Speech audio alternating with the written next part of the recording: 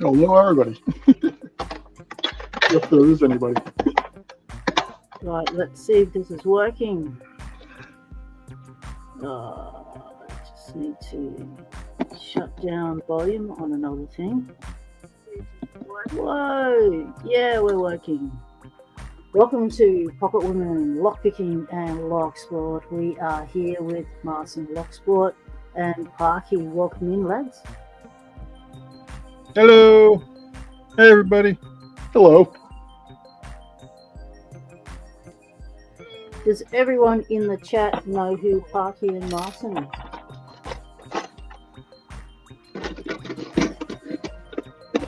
I gotta join the chat. Yeah, I gotta join the chat. Forgot to do Join that. the chat. Yeah. Hey, Xfinity, welcome, mate. Hey, Looking forward to your Xfinity's live here. that should be All coming up. right. Yay. Oh yeah, that's right. Chevy, mate, you're up early. Thanks for joining us. We've got an Aussie. I was wondering if we had any late hour Aussies out there. Tequila Dave, welcome, mate. Lock Kraken. Kraken's done a thing.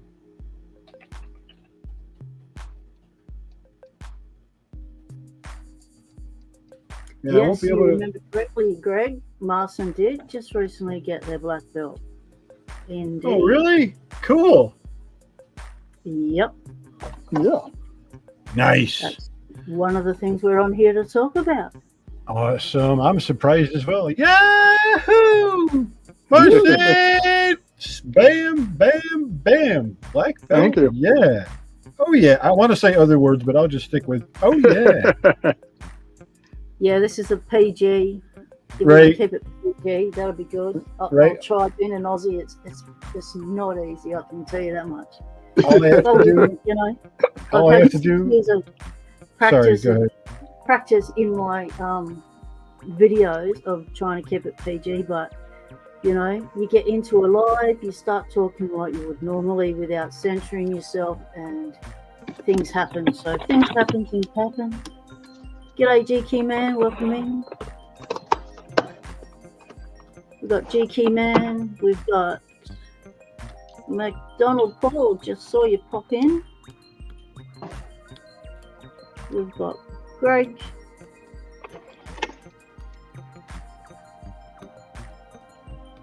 LPD.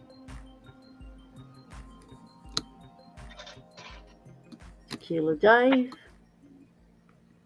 Lock Kraken.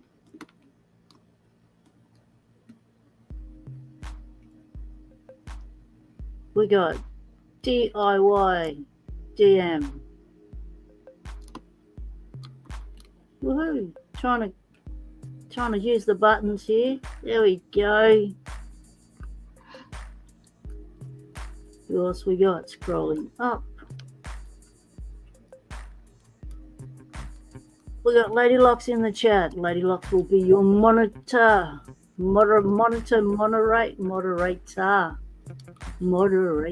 for today. That's the word. Trying to figure out how to make the font bigger on the chat. You go up to the three dots if you're on a computer, and that will take you to your like everything screen, and it'll. I'm on the tablet, and the only the settings tablet I see. Yep. G'day, Trucking Lock. Yin Yet, welcome in, mate. Greetings. How's my volume? Is it too loud, too short? Yeah, it's good. No, your volume's good. How's my volume in the chat? Can you hear me? I'm standing a bit away from the mic. You're good. Sounds good to me. Yeah, the two of you are about the same volume, so that works.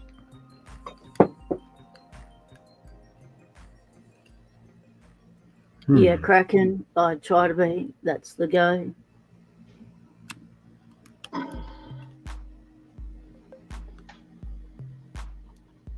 So we're going to be picking some locks. We're going to be chatting. We're going to be talking disability, Locksport and disability. what it can do for you, what it's done for us, how we're able to do lock sport with disabilities. Wow, look at that false set. I'm cranked over to 7 o'clock here. Oh, there it is. It was the pin one up in front. Okay. Oh, Is nice. that another pack lock?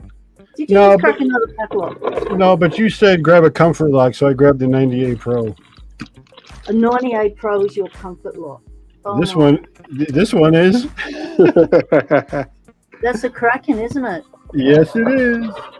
You got a Kraken comfort lock.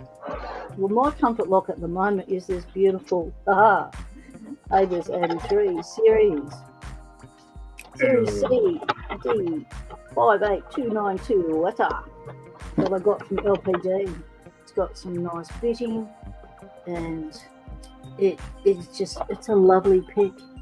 Does nice things for me. You know, when you pick a lock when you're picking the lock, it's talking to you. You can feel stuff going on. Yeah. This is not my comfort lock. Looks like a challenge lock, yeah. Yep. John Holstut.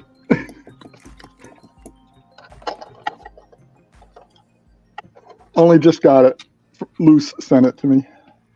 Oh, cool. It's good that everyone's getting swag now and being able to display it. There's the Back other in ball. the early days, when I first started, the only way you could get anyone's stickers or swag was to win one of their giveaways. It took me 2 years to get my first sticker. And then I went on a year-long winning spree. I cleaned up and started scoring stickers all over the place.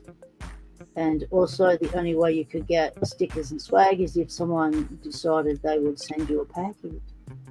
And I got my first package from Murloc 68 after a year of Locksport, and scored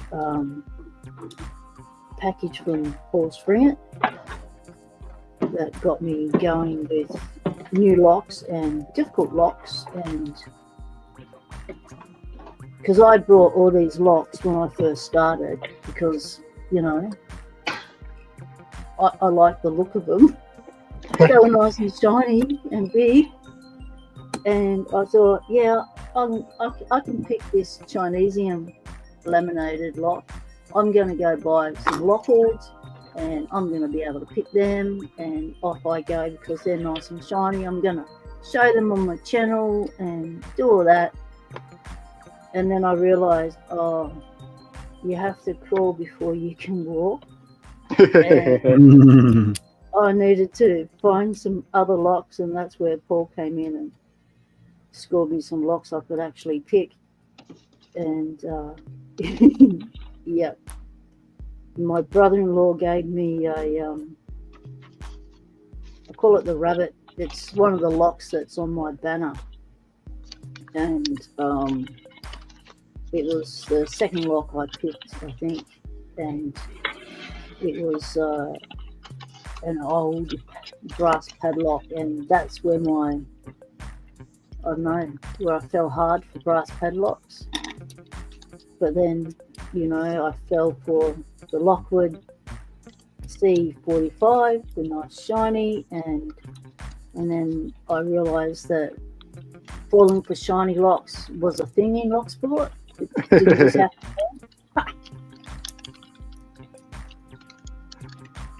I've yet to pick a Lockwood. I want to. This beautiful Abus 83, big brass. I've just recently scored some brass shackles for it, thanks to the pinball off Discord, and I'm going to figure out how to put them in today, hopefully. GQ Man's in the chat. He can talk me through it. That'll be good. These pins are so small. Nick's Picks, welcome, mate.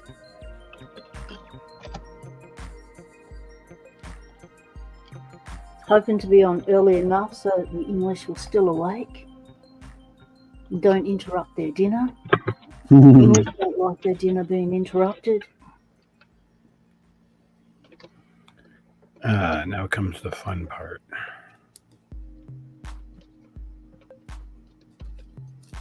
Marson, Lady Locks is asking, where's all your swag? Do you need a sticker? I just won a sticker pack. I think it's in the mail. I've got up just some of the ones that from people I bought from. Yep. But I should be getting a collection from the recent giveaway. I think from the Unlocked channel, I think it was. Which channel is that? Is it Unlocked? Unlocked is the Discord. The server, I mean. Yeah. Yep. Oh, they're called servers, are they? I don't know the computer terminology. I've only just got on Discord this year, thanks to Locksport. And I've learned to do just a couple of things on it, and that's as far as I've got. Haven't learned the terminology or when to use it.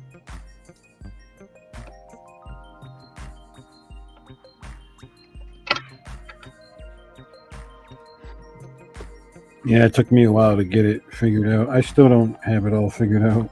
I just use the features that I like, and there's a lot of other stuff Discord can do that I just don't know how to do. But Parky, you're so technologically advanced as far as the computer goes. Well, yeah, to a degree, but there's always somebody that knows more. Yeah, and there's always something new to learn on the computer, I guess. Cause, oh, yeah. You go into different things and it does things differently. I'm going to say something about my computer that I'm sure whoever owns a computer can relate if they've had it long enough. Is mine is going on 11 years old, and every day it'll throw me a curveball that I've got to come up with some workaround trick, whatever, and to get back to where I was, but keeps me on my toes. Parky, my computer was from the last upgrade I did on it was Windows 98. Yeah, indeed. Wow. So, the end of last year, I had a bit of a cleanup and needed space and emptied some boxes. And after I'd moved, and I've been here 6 years, but it took 5 years to unpack. And, and the computer was there, and I thought, I'm not using it. And you've got an electronic recycling place nearby. I thought, I should give it up. And I did, and I regretted it because it took me, a long time to make that decision, like years, since 98. And so I gave it up and immediately regretted it because this year I did the B-Sides live stream and I chatted to a mob called Adelaide Retro Computing. For computers, and they take old computers, they refurb them and bring them back into service and play old games on them. Mm-hmm. And they also modify. They put something in the computer to enable it to play a bunch of old games, whereby you don't have to put in a disc of the game and wear out your disc. So they add some techie thing into the machine, and they play all these retro games. And I thought it was awesome. I think it's called an. No, go ahead. I'll let you finish. Sorry. It's one computer. There was the IBM one was worth $7,000, and I thought, truth, I had one of them.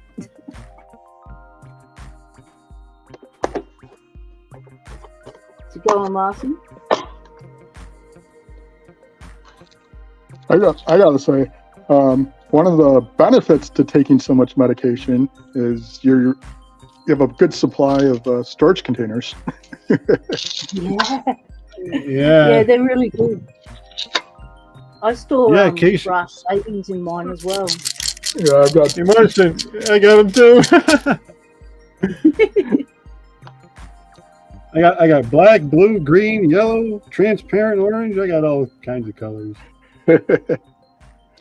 So what we're looking at here is from left to right, a spool, serrated, spool, serrated. Look how small those pins are. My goodness. Nice. Whoa, they're really high lifts. Yeah. Yep. Fun pick though. And that's that comfort lock, the Pack Lock 98 Pro. Can you imagine? What's your favorite comfort lock? Oh, the 98 Pro. Really? Yeah. Oh, hey everybody that recently came in. Oh, g'day, Snake. How's it going, mate? Now I got to put it all back together. G'day, RL. So what do I torture myself with today?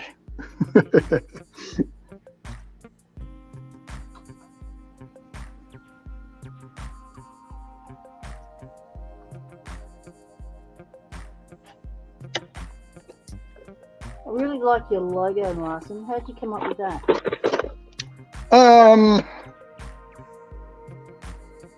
I'm not sure. Because it looks like a superhero's emblem sign. Well, yeah, and then my girlfriend mentions, "Oh, it looks like Pac-Man sideways." I'm like, "Oh, thanks." Oh, no, you mentioned that. Yep. Yeah. I didn't want to know that, but I kind of. So the name I came up with is kind of son of Mars, kind of a aspect of it, because many of the MAR names, like Marcus, Mark, Marius, all those come from Mars. Oh, okay. So I figured sounds like a good name to me. So, and then just the style of it, I wanted to kind of hearken to the NASA kind of typeface, but not be too close to it. So it's just, the kind of the nice, clean, little bit of swoop. And then I wanted a couple angles in it. So it's like, and I'd already been thinking about this for a while. And then once I started Locksport, it kind of clicked rather well because this is kind of like, the circle of a keyway. Yeah. You could call it a dimple lock, really. Yeah. Hey, Marson. Yeah. I know this guy who makes logos, man. Should you ever want a second generation, I'll let him know. Okay, thank you. You can get me a discount? Absolutely free. And if you order now, you can supersize your order. Absolutely free. Nice. So, Parky, how'd you come up with yours? I know you used a little bit of AI, but you have to put in all these parameters for the thing to work. How'd you design yours? You have to be descriptive, and for those who use the AI, one of the tricks is to be sequential. You have to be descriptive and be sequential. The more accurate you are, sequential and descriptive you are, the less you'll have to work at getting what you want. And with a little practice, typing in the right prompts will get you what you want almost every time. Okay. You just go through a bunch of iterations too. Yeah, because the AI is weird. Like I've talked about this before and I've got proof. If you type in gun, rifle, dynamite, explosion, marijuana. It does not like those words. But I have asked for things that I did not type: gun, firearm, or rifle, and I got guns. So they don't like you typing it in, but it'll give you firearms from not typing it in because it thinks that it's associated with what you're trying to do.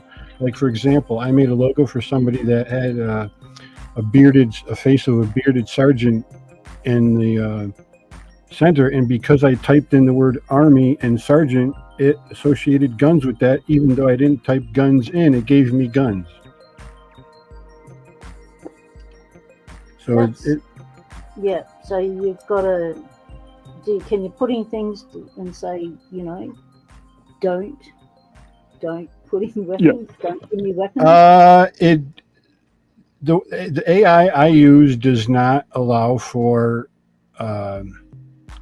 things that you don't want. So you type in only what you want and you get what you get, and just pick the best of the lot and hope for the best. But you can significantly improve your chances by being descriptive and sequential. Some of them you put in there's a positive, which is all the stuff you want, and then there's a negative, which is all the stuff you don't want. Yes, most other AIs do have that feature where they enter what you don't, but I've tried those. It doesn't work. Well, it works, but not to my satisfaction. I trust me, I've used probably 8 different AI programs for that, and the one I currently use is the best one. It also, the others fail in spelling, whereas Copilot is actually pretty good at spelling. And here's the thing, because I use the word Locksport so much, I've pounded it into the AI's memory so that when I now type in Locksport, I get it spelled correctly almost every time. So if you use the Copilot with your account signed in and you repeatedly ask for the same thing, it will eventually remember you and will spell it correctly more often than not, versus in the beginning where it will mostly spell it incorrectly. So you have to just keep pounding it into the AI's memory until it absorbs it, and it will eventually give you what you want. But you gotta keep smacking it and letting it know. Marson, Greg would like to know, did you bolt the vise into the table or just remove the base? Oh, there it is. Oh, where did I put it? Oh, yeah. This had the suction cup base on it, and that style has the bolts come up through the bottom. So most of the pad of ice have the 3 ears that bolts this part into the I think they call this the base, but bolts it into the mount, I guess they call it, whatever. Damn. But this one is kind of the opposite, where it comes up. So I just drilled holes in the table, and I've got three bolts on the bottom of the table going up through it. So it's hard mounted. Oh. Because the suction mount was great when it first started. It does a really good job and held it really steady. And it even worked really well because, I make picks and, with the challenge locks, I can put it in the vise and go at it with a hacksaw, and the suction mount will still hold really well. But with all the sawdust and metal filings and all that, it just covered the bottom of the suction cup, and it was really hard to keep clean. So I just gave up on it and hard mounted it. And also I've got a small rig that I hard mounted it as well. You have a hard mount. How do you hard mount that? Like through underneath the table, you screw it on. This has it's a bolt. So through this flat part here, there's a bolt sticking down. Yep. So all I did is I drilled a single hole in and then screwed this whole unit into the table.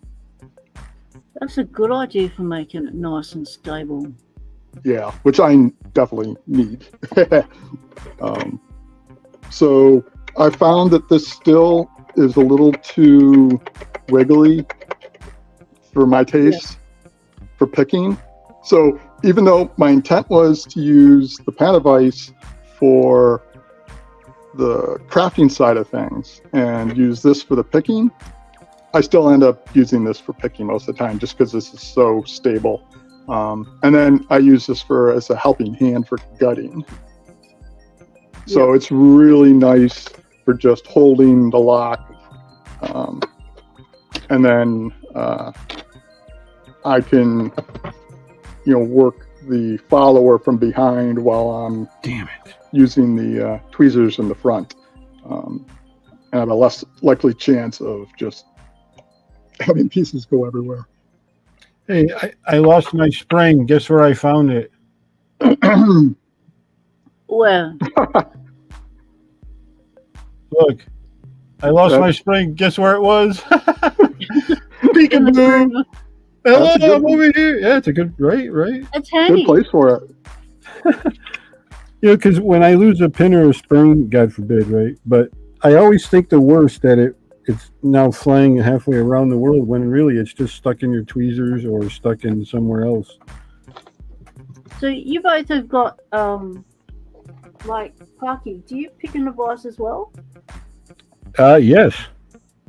Yeah. And Marson picks an device. I don't. Yep. There's a question from Unette in the chat.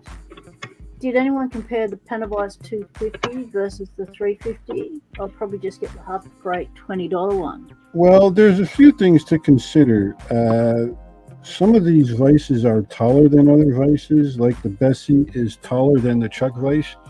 I much prefer the Chuck vice, but if I need the height because I need leverage or I need an angle, I'll go to the Bessie. Like, for example, when I did the Pack Lock 98 Pro, I had to get it like up higher because I wanted the camera to be looking into the core. Usually I pick a lock with the Chuck vice, my camera's kind of looking down. So because that was a special requirement for that video, I switched to the Bessie. But overall, I use the Chuck vice for its convenience and ease of use, but I still use the Bessie now and then for special camera angles and for extra height. And one thing I've found with this style of jaw, so it's great for locks, and I came up with I called it a universal lock holder. Turns out it's not quite so universal because I didn't have Scandi ovals at the time, so it won't hold a Scandi oval well, so I got to redesign it, but pretty much everything else it'll hold. And I made it so that it would fit in these jaws here. So this ends up working great for holding locks. But if you want to work with pins, I find these nylon jaws to be a real pain keister, especially if you want to grip it towards the end. So if you want to put a pin in it, what happens is, because it's not backed by the metal out here, the nylon parts like this. And so, like, if I try to crank down on this, it'll pop out like that. And it can shoot right across the room. So, no. So these jaws did not turn out to be as good as I originally thought. Yeah, so and the rubber pads wear out too, and they slide off.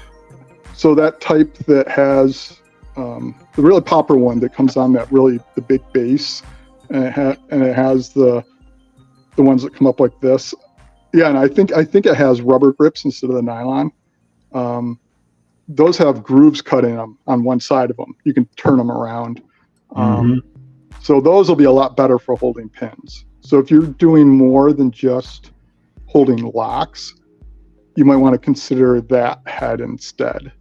If you're just using it for locks, I think this works fine. But personally, I think this head, hard mounted, is going to be really good. Because this will hold even big locks. Yeah, the little small rig, that's huge. That opens up huge. Like, I find you don't actually need the other one. And I think it was... This one covers most locks. Was it Kithkin? I think he had trouble. He has had the large jaw, and has trouble with kicks, where it's too big, where it won't hold a kick well. But I mean, so Greg says that the round mortars and the Scandinavian ovals are tough to hold with that vise. The one on your left. Says he uses a similar vise but puts some rubber strapping around the lock and it seems to hold it okay. Because this will hold a medical rim, which is only a couple millimeters smaller than a Scandi round. And it'll go up and enough for a Scandi round even. So, yeah. But my universal holder will hold this. Yeah. And that's a big mortar cylinder, isn't it? Yeah. That looks huge. It's a huge rim. But... Yeah. Lock Kraken says he started off with the panel vise, but at one point he screwed the small rig into the base and never looked back. Yep. So I think the small rig, like a lot of people do in this type of base, I think that's the way to go. For picking. If you're doing crafting, then that other style I was talking about would be good. And DIY DM says he really likes their Harbor Freight vise for the price. Couldn't be better. Yeah, a lot of people start off with that and they turn it into a little work vise later on. Once they, usually progress to the small rig. I mean, Chris Capoon was the one who put us onto the small rigs. And,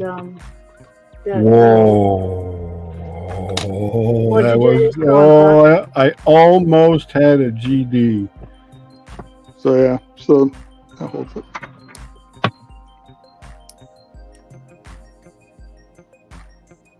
Wow, that was close. The gutting disaster live. Almost. Very, very close. I'm going to throw some other words in there, but... Yeah. So what did you do that almost caused a gutting disaster? For those I just... want to know what to avoid? I just did have a gutting disaster because I turned it the wrong way. Oh, no. Did you just pull your pins out the bottom holes? Yep. Well, there you go. What was the initial gutting disaster that you managed to avoid? The shim wasn't covering the pins enough, so I had to push it forward really fast, and then I turned it the wrong way, so I ended up with a gutting disaster anyway. So there you go, ladies and gentlemen. After 7 months live here on YouTube, Parky's had his first gutting disaster. Yay! I was going to ask what your worst has been, but I guess if that's your only one, that's your worst. That is my first one. First one in 7 months. Jeez. That was one of the things I was most scared about on gutting locks. And so for the first year of Locksport, the only locks that I picked live, like not live, but on my channel, were brass solid locks, because you didn't have to gut them, because you couldn't gut them. But I still got the opens, and the proof got the opens without cheating. So I just stuck to brass locks, and then I really wanted to pick an American lock, and I got one, and it was another year later. Finally got it picked and found out that it had compressed springs, which is why I was having so much trouble picking it. Not only because of the the size of the pins in there, and the fact that it was an American lock, and the other factors of trying to keep a tension wrench in it. It had compressed springs, which stuffed up the feedback, which made things feel really weird, and I didn't understand what was going on. And I didn't gut it. I didn't go in before I was picking it. With all the trouble I had with it, I never cracked it open, and that was a mistake. I should have just bit the bullet and went, nah. As I said, I'm not going to open any lock until I've picked it open. I'm not going to gut a lock until I've picked it open. Once I do start learning how to gut locks, and so I was stubborn. Don't be stubborn, people. Just, just gut the lock. Once I started gutting locks, my understanding of locks jumped immensely. Yes. I could then visualize what was going on inside, like, because prior to that, I was just relying all on sensation and feel, because I was picking in hand. I was getting sensations through my hands, but then at times when the nerve stuff kicked in and the numbness kicked in my hands, I lost that sensation, and I just had to rely on one hand feeling stuff, and that sort of changed my ability to pick a bit. And I relied a lot on what you were talking about, Marson, on your video about that. What was it called? It started with an A, of how you can, not the A one, that was the one. Oh, no, the proprioception? Yeah, feel your lock and sense what's going on, and being able to see inside the lock, but not actually fully be able to visualize the lock. Oh, yeah.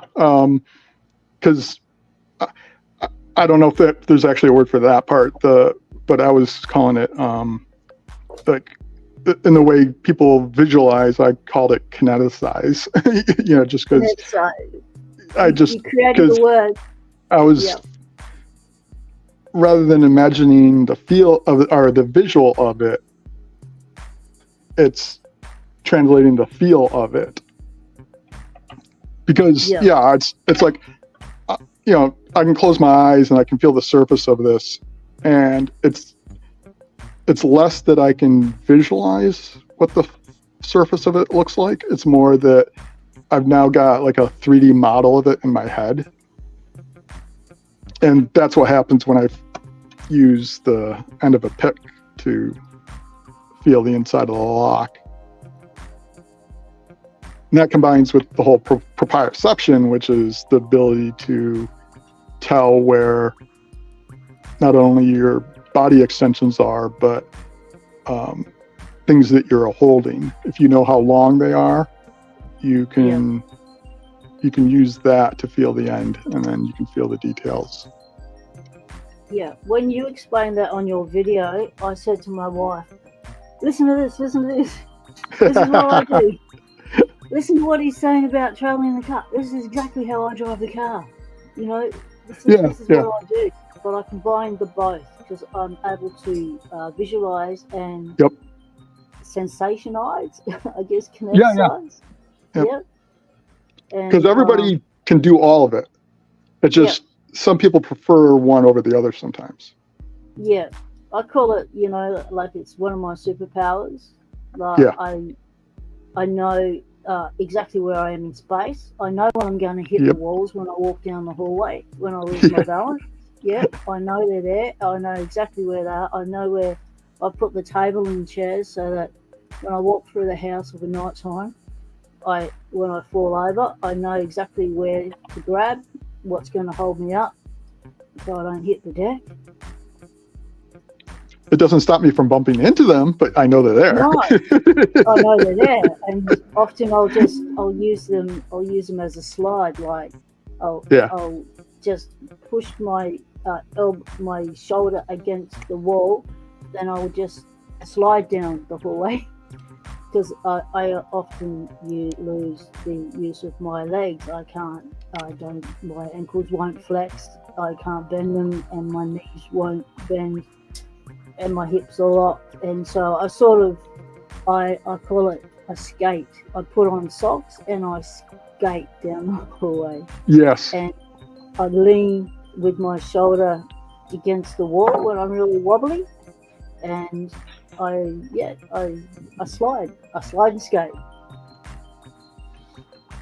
And that's one of the reasons why I went ass over tit in March at the in-laws' place, because their house, everything is far apart. The walls are all far apart. Everything's open plan, and there's nowhere to grab. There's nowhere to hold. Ooh. So when I lost my balance, I had nothing to grab onto, and I just went splat. Ouch. Yeah. And hit the tiles and damaged my hand. And it just happened to be the hand that was just diagnosed with arthritis in it. And it was like, oh yeah, that's nice. And so now it's been diagnosed with arthritis in the three joints instead of just the one. And I've also got something called tendon something or other related to the fall. And they want to stick an injection in there to release the pain from the inflammation of the tendonitis or something. But, that will... I just wait, until it gets really, really bad. And then I go for the injection, because you only can have them X amount of times. And when you do have an injection, it's like a steroid cortisone thing. And at the site of the injection, it will damage that area first before it heals it. It releases. So, like with my neck, I only can get that done 2 times a year because my neck's really damaged, and just had an MRI, and my right hand side is a lot worse, and the C3, 4, 5 and 6 are pretty bad, and I only can get that done twice a year. And I only get that done when the nerve pain down the arms are really bad. And the lower back, I only can get that done twice a year as well. And I only get that done when the nerves start down my legs, and all the funky, different, weird sensations from the nerves, from bee stings to running cold water to complete numbness and sharp and nasty. And the ones that, fire off and just make your leg go ting when you're laying in bed, and it's like, I didn't move you. And all those things, when all of that's really bad, then I'll get an injection to try and calm it down. But it's a hit and miss. They say, wait 2 weeks after it, and if it's going to work, it's going to work, and if it's not, well, it's not. Well, it's a 50-50. Sometimes it works for me and sometimes it doesn't. But there's only so much they can do. There's only so many drugs they can give people. Yep. And it's just, modify and adapt. And it seems like every time I go and get tests done and stuff, I end up with another diagnosis of something else. It's just like, that's nice. I know. Yeah, the fun never ends. And Yeah, then someone, you go see a new doctor and they say, tell me what you've got, and it's like, oh. How long do you have? And it's like, I only can remember 3 or 4 things, and I've got about 9. I think I'm in double digits now. And so much of it is just symptom management. Yep, it's management. The temperature has a lot to do with it with me. Oh yeah, Yep, me too. Same. Yep, and physical activity has a lot to do with it, because I have CFS, chronic fatigue syndrome, and fibromyalgia, and multiple chemical sensitivity. You usually get those 3 all together, and the symptoms, when they kick in, they all mimic MS.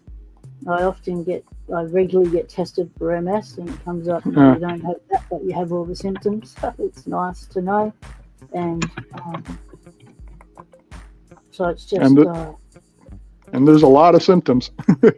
Yeah, there is, isn't there? And each is different. Every body reacts differently. Our body is a complex computer machine. Yep. All depends on where the damage is. Yep. Yeah. My damage started when I was 11. I broke my back. And then from then on, I ended up with, I had a lot of things when I was a kid, but back in the 60s and 70s, you know, stuff was not diagnosed. They didn't have the diagnostic tools. So I know that I had fibromyalgia as a kid. I know I had multiple chemical sensitivity. I was heavily exposed to pesticides as a child. Oh. And, that triggers, I call it the triple treat, the chronic fatigue, fibromyalgia, and multiple chemical sensitivity. But I was always told that as a kid, I'd always go to my mum and say, my legs are in intense pain, you know, and they've gone, yeah, it's just growing pains, you'll grow out of it. And every year I'd, you know, go, okay, I'm still got all that pain in my body. When am I growing out of it? I'm older now, I keep getting older and the pain just keeps going. When do I stop growing? Oh, it'll happen. It's like, as an adult, I went to mum and said, Mum, I've stopped growing. The pain's still there. It's not growing pains. Because that's all you were told back then in the 60s and 70s. Yeah. It's growing pains. Exactly. You know? Anything happens to kids, you've got growing pains. Suck it up, you've got growing pains.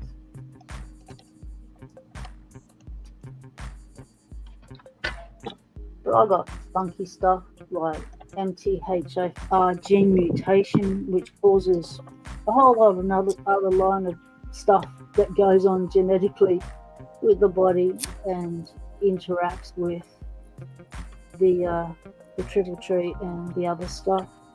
It's like and that's a genetic thing that's passed down through the maternal line. And when I look back at my grandmother and my mother and the stuff they've been through, I can go, oh yeah, you've got this, this and this, because I've been diagnosed with this. You lot haven't, because the diagnostic tools weren't around. But they've got all the symptoms of, yes, I'm the one that has the most severe symptoms, but they do show all the symptoms of. And it's all, and a lot of it came from this one genetic mutation from the maternal line.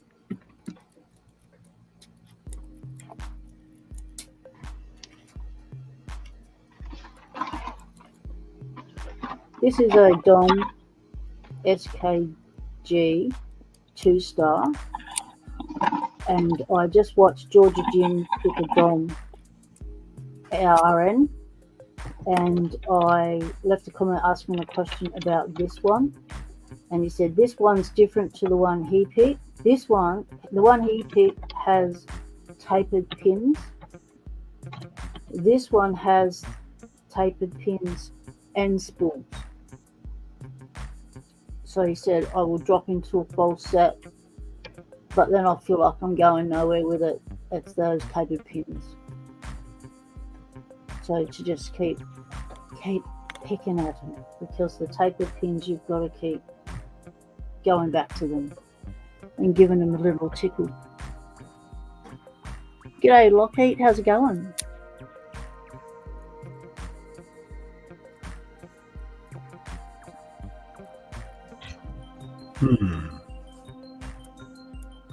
That's a little weird, but it still turns. One of the things I get is I've got a lot of muscle wasting. I've spent many years at a time incapacitated, bedridden, and often I will, if I'm picking for too long or just had a long day, I'll start picking and I'll get the tremors, and I figure I use them to my advantage and just tell myself that I'm just doing little jiggle tests. There you go. Movements. I'm doing a jiggle test. It's good for raking. Yeah, it is good for raking. Did you see my shake and rake video? Yep. How do you think I came up with that technique, you know, right? It works. It's an advantage. Yeah, you just got to turn it on like a switch, or just wait for it to do it on its own. Either way, I win. I kind of can now. I'm a cyborg. Yeah, you're wired for sound now. Yeah, I got with the DBS surgery. It's like I actually have a device that can turn it up and down and turn it off at night. In your video, you were saying that device is primarily was there to help with your essential tremors, and Yep. wasn't put in because of the Parkinson's. Does it indirectly help with the Parkinson's? It is primarily used for Parkinson's and essential tremors, but I have MS. So it's with the MS, it makes the tremors worse, and it can cause people to have tremors, but it's a different mechanism usually, I think. But I tried a different kind of device, and that worked fairly well, but it required kind of expensive upkeep, and you had to know ahead of time. Like, you use it for 45 minutes, and then it would be good for 90 minutes. So it's not terribly useful unless you know ahead of time. With what I have, I just keep it on all day and turn it off at night. But it requires... Going to work all day. You don't want something that's just going to get you to the shops but not get you back from the shops. Yeah. But it does require you to sit there and have a hole drilled in your skull. So while you're awake. Yeah. No biggie. It's a lot of fun, yeah. Loads of fun. But they've been doing it since the 90s. It has a really good safety profile. Yeah. And it's not as though they stick it through your brain. It's, they just create an opening to put the electrodes in, and they don't plunge the electrodes through your brain. They actually go in amongst all the bits. It goes deep, but it goes. You weave it through the openings. It's already there. I think it's fascinating technology. It is. To be able to do that. Same as what they can put into people for pain management with those pain pump things. Yep. And what they've developed now. They're only starting to bring them out in a big way in Australia, and that is for people with diabetes. The glucose.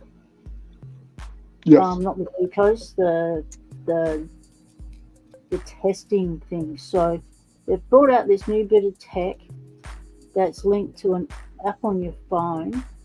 So you have an implant under the skin, and it monitors your glucose levels from your skin, and you put your phone up against it, it reads it, and you have an instant readout of what your glucose levels are, so that you can better manage your diabetes throughout the day, instead of, I'm feeling a bit off, I better have a test. And you could have avoided that feeling off and having to stop what you're doing by just putting your phone up to your arm every hour or so, check your levels regularly with no fuss, no pain, no blood, no strips, no constantly having to buy that sort of stuff because it's expensive. It's not cheap. I've seen it at the chemist. And they've just released it in the last few months here in Australia. It's not widely available because it's, what was it? Finally. It's either $7,000 or $15,000. This bit of kit. You put it back together, Parky. Yeah, it was a driver pin, not a security pin problem. I was able to put them all back in order. We'll call it a mishap rather than a disaster. Disaster implies that it's irreversible. This was fixable, so we'll call it a mishap. That works. Marson, how long have you been picking for? Started January 8th. This year? Yep. And you've gone to black belt already? Yeah. Yeah. Wow. I was pretty shocked. Because I started this because it's like I had the surgery in November. It was turned on late December. And then mid-December, I think it was.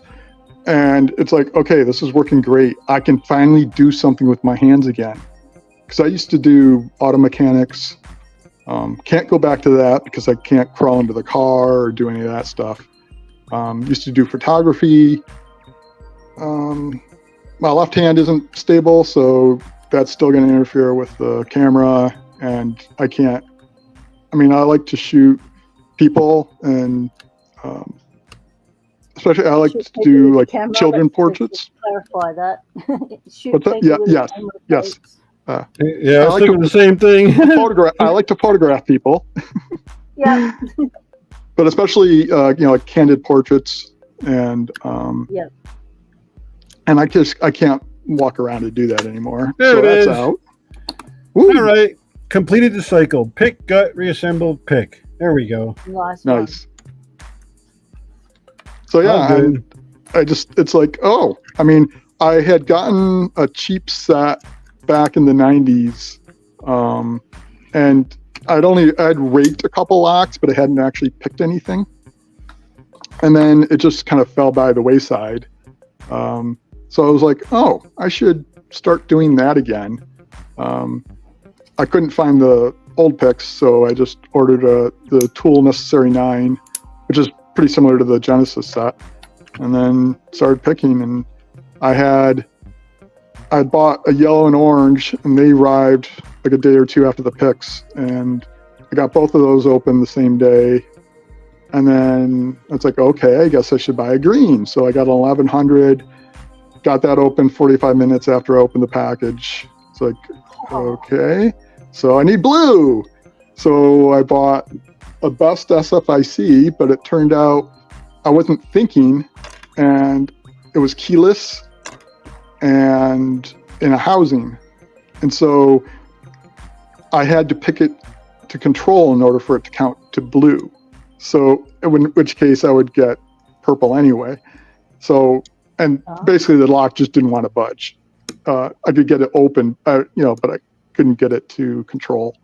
So then I bought the Yale 500 Plus because I saw Yale 500 series was blue, but that's the original Yale, not the Plus.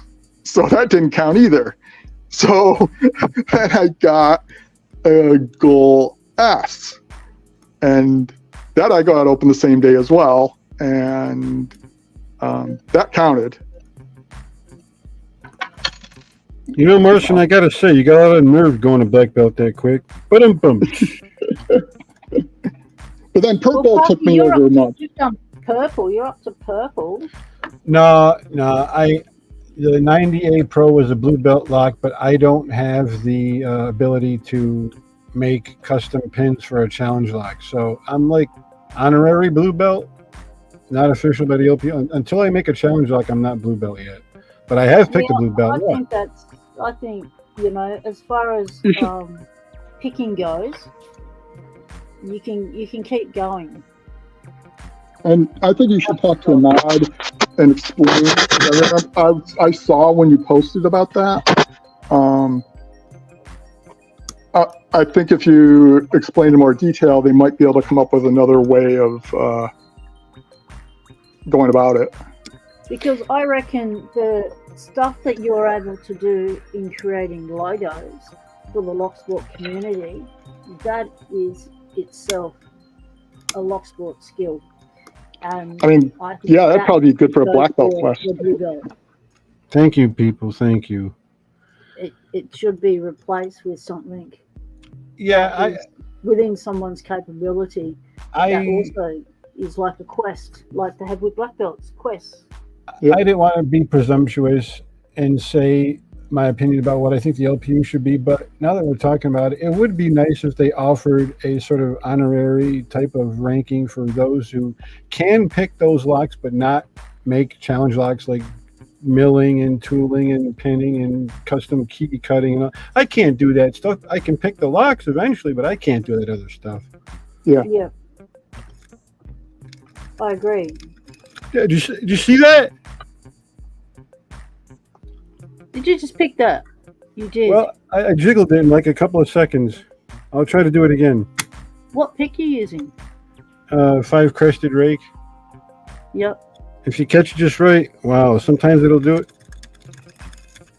No, it won't do it.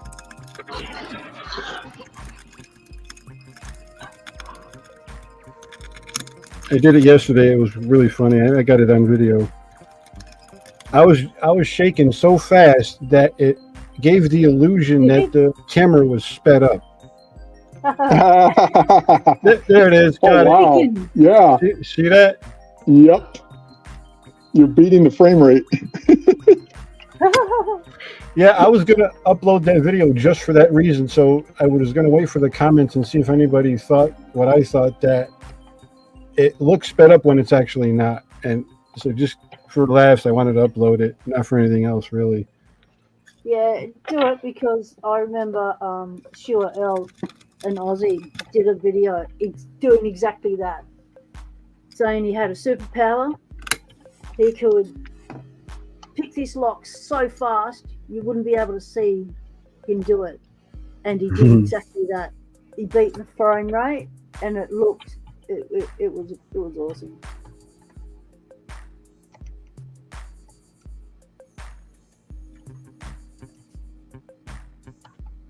So what lock did you pick for your red, brown to get to black? So purple, I did the Gege P Extra, and the Nagasaga Kodai KCY31. That one was nasty. That sounds interesting. It's not very common. It's a Japanese. I thought it was going to be like the Goals, because I really like the Goal S. It was nothing like it. I thought it was just a box of RNG at first, because I couldn't tell what was going on inside it. Because the key pins are rounded on the top and bottom. They're you can put them in either way. So yeah, so they overset super easy. They sound like what we call the Chinese glob spools. And they're like torpedoes, except without the cuts to lock them in. So I had to really learn to slow down, because I had gotten the habit of, you watch YouTube videos and, person's in there doing there like this and click, click, click, click. And I found myself in the habit of kind of mimicking that pace, which wasn't doing me any favors. So I learned, especially with that lock, especially the pin number 1, I had to go about this slow in order to not overset. And and I'd already been working on the Goal P for a month. And so once you weren't opening box straight from the packet anymore. You got to. Oh no. Right, Purple is where I've mentioned this in the forums a few times. Is like up to blue, I didn't even really need to jiggle test. I kind of went by subconscious feel. It's like, okay, this one feels right. I'm going to do this one. I didn't know why it felt right. And it turns out with the Goal S, it's kind of the opposite of what other locks are like. But I was getting them open, and with the with the purple stuff, you can't do that. I called it poking with a purpose. So I wasn't doing it just randomly, but it wasn't really. I didn't really know exactly what I was doing. I was just going by the right feel. And I think because I'm so good with the kinesthetic stuff, it helped me overcome the numbness aspect and be able to do that pretty well. But you can't do that with purple. You can't just poke at a pin and say, oh yeah, that feels right, and go for it. Because there's so many other considerations. So yeah, it took me a month to get the Kodai, and then I was working on the P Extra at the same time a little bit, and then it took about a week later I got the P Extra open, and then the Goal P I got open shortly after that because of what I learned from the Kodai. Yeah. And then I had ordered a Z because I really wanted to have one of those on hands because I love the Goals so much. So I got a Goal Z from White everyone's picking gold locks. Like, what is so good about them apart from the fact that you can pick them enough to get a belt? What's so good about what's for me? What's the gold lock about? They're so crisp, and I feel like they really talk to you. You have to understand what they're saying and then know what to do about it. But like with the P, I misunderstood it a lot. I thought I was getting the lips out of the milling when what I was doing was oversetting their torpedoes because it was getting counter rotation, and so it was telling me something very distinctly. I just didn't know what it was telling me. So I had to learn what the difference of the counter rotation is a little bit different between the torpedo heads and the lips going out of the milling. And even the torpedo heads, there's 3 different tapers to them, at least. So there's 3 different torpedoes will all feel a little bit different. Oh, wow. Yeah. But you get good feedback from it all. But yes, but if you can learn to distinguish them, it's telling you exactly what's going on. Pinning? Did you have to progressively pin it to learn it? Oh yes. Starting with purple, I didn't need a progressive pin until purple. And then purple is like, oh, I really need to do it now. And I'm so glad I did, because I would still be at blue if I didn't start progressive pinning. I know that. I'd still be working on the purple ones. So yeah, and then so I had the Goal Z, and I got that the next day after working on it for maybe an hour, maybe 2, after the P. And I progressive pinned it. I put in 2 pins. It's like, okay, I got those. Put 3 pins. I got those. And it's like, okay, this is where it should be getting hard. Put 4 pins. Got those. Put 5 in. Got those. It's like, okay, well, I've got the red set, so I could put a standard in and go for red. But I'm just going to put the black set with just the 1 standard in it, and so see what happens. It's just a pin between a red or black belt. Yep. Black is 0 or 1 standard, and then red is 2 standards or more. I didn't know you could get different grade of belts with the same lock by just changing the pins. That's the first I've heard of. Yep. So I did that. I put the blacks in, and I started filming, and my first try on the blacks, I got it. Wow. That's not my alarm. Anyone else hearing that? No, that's my phone. Oh, okay. Just wanted to make sure. Yeah, DY DM says, I'm going for purple now. Pick my gold P already and trying to learn the Illinois duo now. The gold S and the gold P are the smoothest Yes. locks I've picked so far. And the Gold Z is the same. It's just, I phrase it as like the Gold Z is like the Gold P, but does CrossFit. It makes you feel bad about it and won't shut up about it.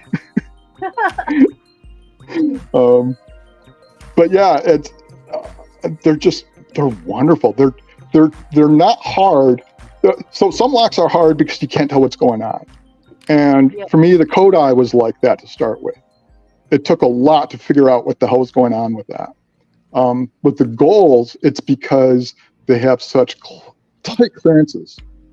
So you might be ping-ponging and, or oversetting the torpedoes or whatever. But it's like, nope, it's telling you what's happening. You just have to get the feel down and know what to do about it. But yeah, so since I had the one brown belt, one brown, so I done the 2 purple, and then I had one brown with the P, but then I got the Z at black, so that gave me brown. And then I did the ASA 600 with gins for red. That didn't take me too long. And then the 700 with the Christmas trees for the second black for black belt. And that one took me a while again. So you picked to go through all your belts. You didn't go for the trippy, crazy locks like miroirs. Nope, no dimples, no secondary locking mechanisms. And the sidebar things, or you didn't go for any of those locks? No rotating pins. I thought that you had to, those were the sort of locks that were at that level, and you had to pick those sort of locks to get your belts. No, I didn't realize there were locks that didn't have those trippy things. Because the 600 and 700 don't have sidebars. And because you don't have to pick a sidebar lock to get a belt. Well, it's because I did the Z. I don't know if there's 2 red belt locks that you could do that with. I'd have to look at the list again. But because I had the Z down at black, I only needed to pick 1 brown and 1 red. So that helped a lot. But yeah, you can make it the black with just standard pin tumblers and no secondary locking mechanisms. Because in my mind, like, I call them the YouTube stars. I see all these trippy locks like the Medicos with their, push and pull thingos and they're slid up the sides that you got picked, and these other locks with sidebars with you. Like you've been working on the lock for a twin, and it's like it's got a sidebar, it's got standards and spools, which should be able to pick. It's a pin tumbler, and then you got this sidebar. So I progressively pinned it. I get to 5. I put the 6 pin in, and the thing won't pick open at all. So I haven't even got to picking the sidebar. But in my mind, it was like, I really want to pick locks that are trippy, like that are unusual and different, like 29, like something with a sidebar, like the Medicos. And so I've gone for them locks, like the Carbers. Like, I've got a Carber here. I want to pick that. It's like, we've got 22 pins coming at you from all angles. And it's like, are you serious? Are you a little bit ambitious? I think I am. And which is why I've never gone for belts. It's like, these locks are going to take some time to learn, and you need proper picks to do them, and you need dedicated time to understand the lock, to learn the pins, to learn how everything interacts, to learn what you need to do, how you need to pick it, and all of that information that you need and practice that you need to be able to pick it requires a dedicated time, and I just haven't had that at the moment. The life has been full on, and I haven't had the dedicated time. The dedicated time I've had to pick is when I participate in the live stream. Yeah. And that's because it's in the early hours of the morning and the house is asleep, and you know, there's no doctor's appointments and stuff to go to. Yeah. So just to interject real quick, for DIY DM, so a popular one to do for Brown is a tensioner for a quick set smart key. So that's what these two were. This is the reset tool for the smart key, and you just grind it down. And there's dimensions online. I did another one like for this. I haven't had much luck actually using them because I have a hard time. If I have it thin enough where I can get it past the first step, it then curls out too much. Well, I should say not thin enough. If I curl enough to get it past the first step, then it tends to curl out midway down and I can't tension the rear pins. So I haven't had much luck with those. But you could also make a slider pick like this, which is just a little fork for gripping sliders to move up and down. That's a good idea. And then there's also a control tensioner for SFIC. Newer SFICs, this won't work on, but older ones, it may still work. I've seen conflicting info on how well it works. What do you mean by controlled tensioner? That looks weird. That looks like a rate. It hooks into, let me grab, what is it?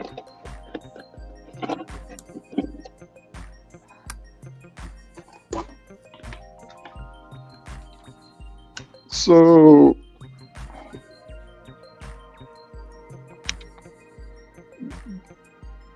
there's this bottom ring. I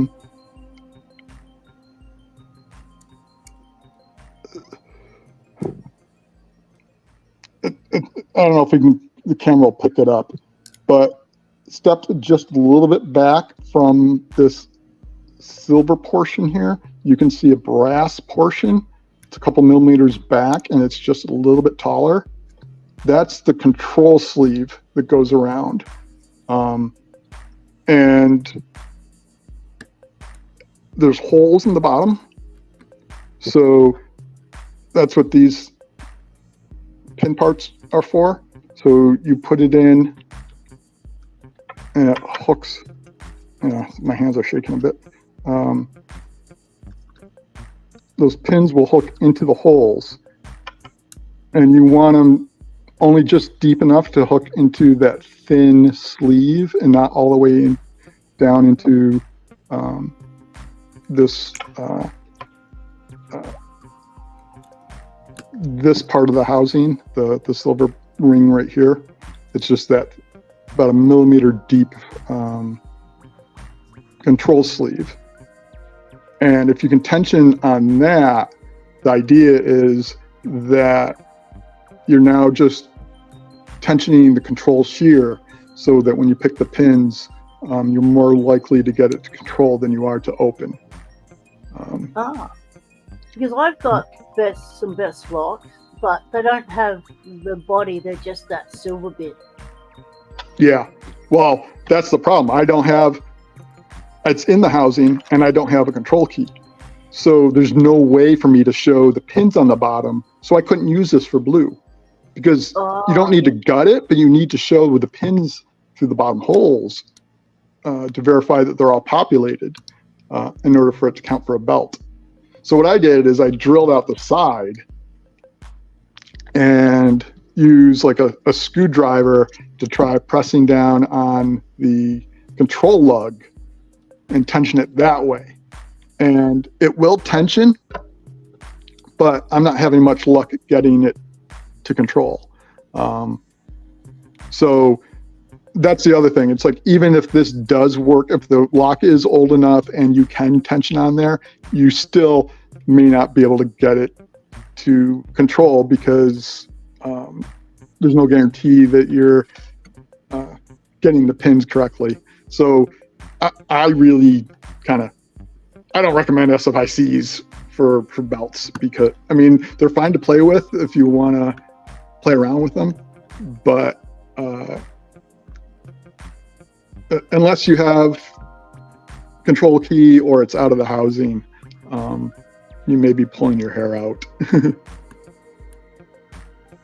Because otherwise you have to sit there and map it all out. And, it's like, I got 2 clicks on this one, 3 clicks on here. And, it's like trying to figure out where the shear lines are in order to get to control. It's a pain in the ass. Yeah, because it's not like something that's master pinned where it makes it easier to pick it, is it? Right. Yeah. Parky, that lock you're picking right now. You mean trying to pick right now? Is that a Lockwood 245? Oh, it's a smooth line. Oh, it's a beautiful brass. Can you show me the base, the what is it, the vertical profile again? What, that? Yep. Oh, that profile. That profile. See how it curves and cuts in and stuff? That is my favorite profile. I've got to show you this. To the cupboard I go. One side benefit to this particular tool, I'm not using an tensioner anymore, but it works great for picking springs out of chambers that don't want to, the catch on or whatever. So it makes it nice for gutting locks.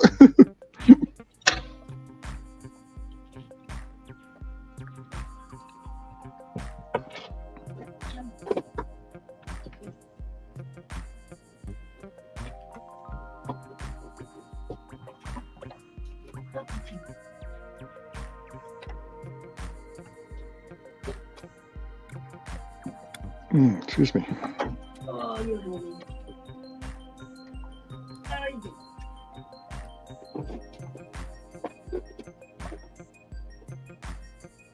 That worked. Oh, something just fell out. I can only fall once. That's the thing. I only can fall once. Unless you try to pick it up again. Yeah. Yeah, I usually don't try bending over. Issues. I've had like a string of like 4 or 5. Yeah, I got grabber things. I reach down and I got all sorts of things that helps me pick things up from the ground. Have a bite of paper that, Parky. What? This is that profile. Oh my, look at that. Yeah. Classic. What a classic. That's a beauty. I rarely get the good shit out, but I've got it out for the lads today because it's a special live. This is a Lockwood 245. First iteration of this one. We're looking at 60s, 70s, 80s. And this is a rare one. It's all brass. And with the Lockwood, and this is what I fell in love with. You know how I said the first year all I picked was brass locks? Well, I never picked none of these because I couldn't get an open on them. I've got one open only, and I traded that out because I wanted the person to have half a chance of opening one. And this has the grooves and that profile, and they're big, like so compare it to the lockout tagout lock. So they're a good size, and they're just gorgeous. And this one is from the 90s, so it's still a 245, but it has a different. They call it extrusion. Is the locksmith term for it, a different extrusion. And this one's a special one. This one's also an all brassy, but it doesn't look as good. It's got, as you can see, it's got different base. And this one reminds me of Art Deco, that sort of classy stuff. No, they're not guttable GQ, man, unless you do the side thing and pull them right apart. And so, so this one is longer. This one's a rare one. This one is longer than the other ones. And this one is also another, it's a longer shackle, all brassy. And these are heavy, like, almost. Yeah, they look it. Yeah, and so this is circa 1960. I paid $78 for that. It's truth. I just saw how much I said I paid for it. Don't take it out. Leave it. What's? I wanted it. And, that's a good question. Sorry, go ahead. What's the question? I was gonna say, what's the most you guys have spent on a lock? $78. What was it? $78. Okay, mine was 70 for the Gold Z. Oh, really? It was new. Ah. It was new and it had the double bidding. Yep. So what's the most anyone in the chat's ever spent on a lock? And Parky, what's the most you've ever spent on a lock? Somewhere in the neighborhood of like $15, $15. Yep. Oh, See, actually, I didn't know there was because I didn't have this cord. I'm looking for a place to put this so it's up high that I can get to it and to put it away. But all the surfaces are taken. Oh, it's true. Put it on the chair. I'll stand up. I was buying locks off eBay at the start. I didn't know where to get locks. I was going garage sale, eBay, and a thing called Gumtree, which was like an eBay, but you don't have to bid on stuff. You just buy stuff.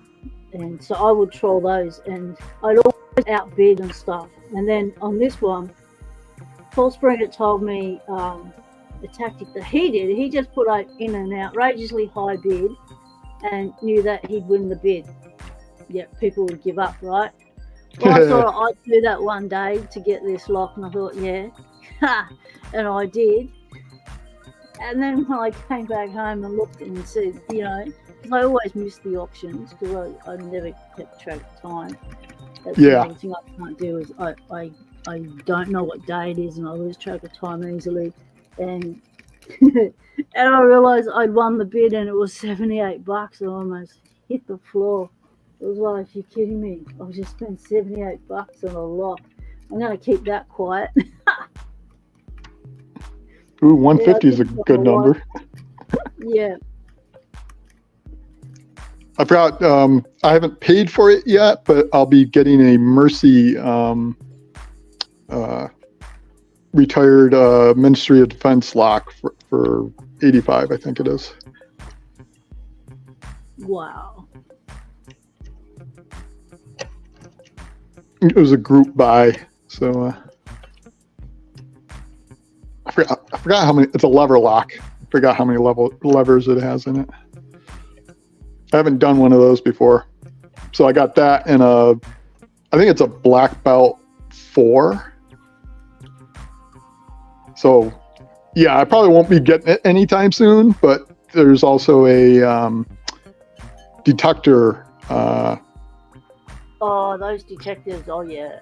I think it's red. So I'm getting one of each So in a group buy. Captain says high shear was like $150. Yeah. Is that a lot? What's Ooh. I ordered a new from factory, the stealth key. Oh, the stealth key in Yeah. that small padlock. Oh, that's a beautiful padlock. I think it was at least $125 US, or maybe a little more. That's it? Yeah. Aren't they going for like huge amounts now? Yeah, they are, because they're not selling them anymore, are they? Yeah, I thought they were like over through the roof. 1,000, that kind of thing now. Yeah. And I saw on Discord the other day, they were talking on the Aussie Discord about this lock called a Norman lock. And it was a lock maker that didn't want to go commercial, that only put out small quantities of things. So if you come across a lock called a Norman lock, they were saying something like $7,000. What? Woohoo. No way. Yeah, wait. For a lock. No thanks. I'll pass. It's like, whoa, that's one serious collector that lash out those sort of dollars. Not too dead. G'day, still kicking. How's it going? You almost pulled the trigger on a Master 19 for $100. Wow, it's $100 for a Master 19. Yeah. I've got one here that I need to impression and then give back to the locksmith, because none of the locksmiths could impression it, and they didn't want to pick it, and it's been in their shop for years. And I said, oh, I'll have a crack at it. I'm still trying to impression me Master Lock 3, but might as well, think big. Oh, and here's my best deal. Local locksmith, made friends with him, stop in once in a while just to see if he's got anything interesting for me. I picked up a number of Medicos for like $5 each. This was an ASA for $5 I got. And it was a bit of a gamble because so many of them are locksmith specials and you never know what's inside them. But it's like, yeah, that looks like a twin. So could be gins. So I got it home, pulled it apart. Yep, it's a ASA twin with 6,000 with gins.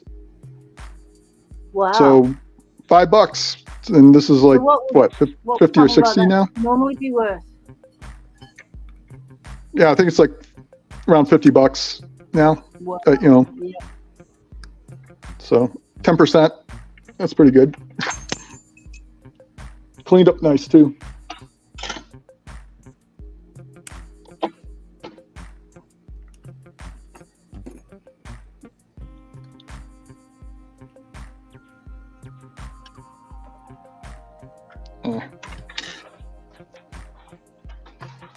I would really like to get this going on the live fixed.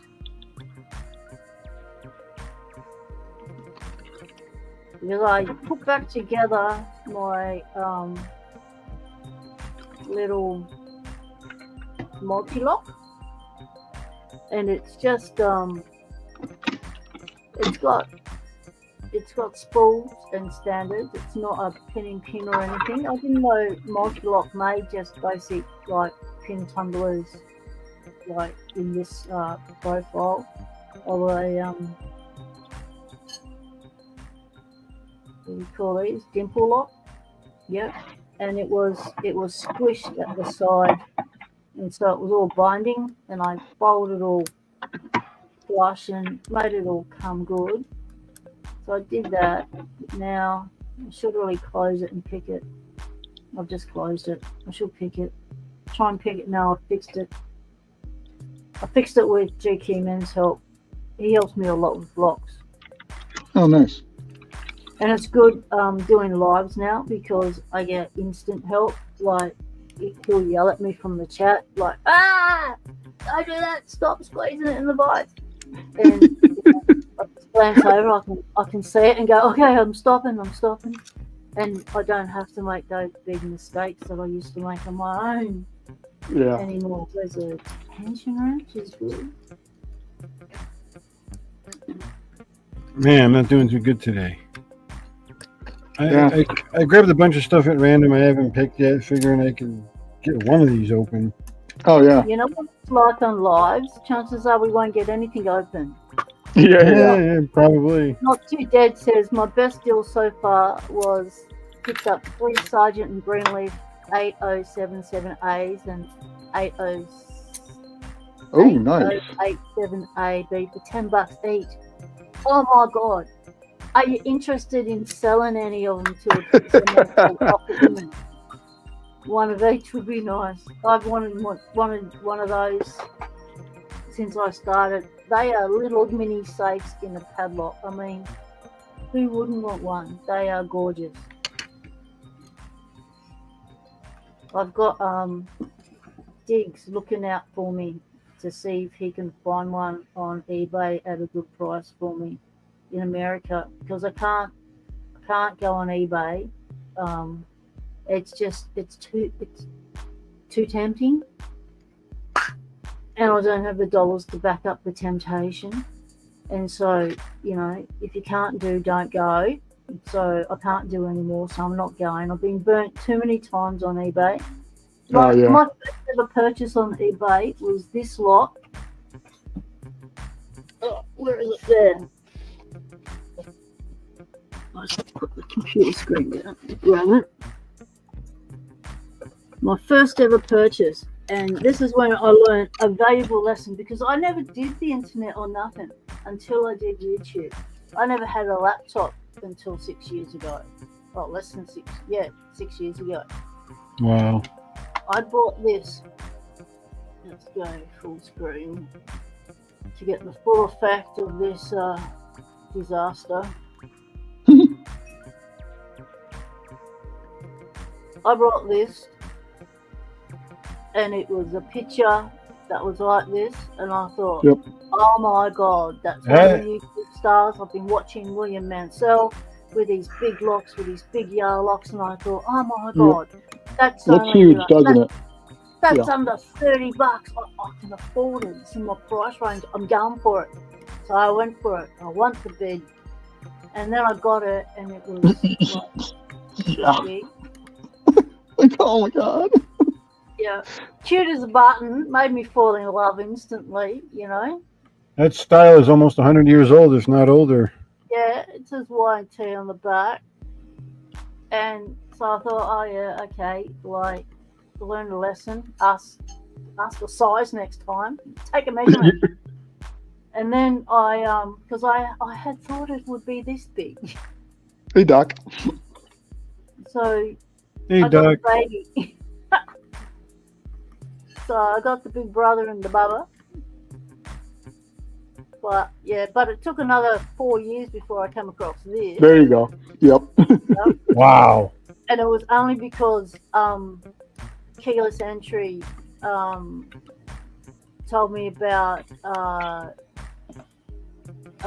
Aussie pickers on eBay. They all went in together and had a gentleman's agreement, and to not, you know, bump up bids, outbid people if someone put their hand up for a lock and stuff, right?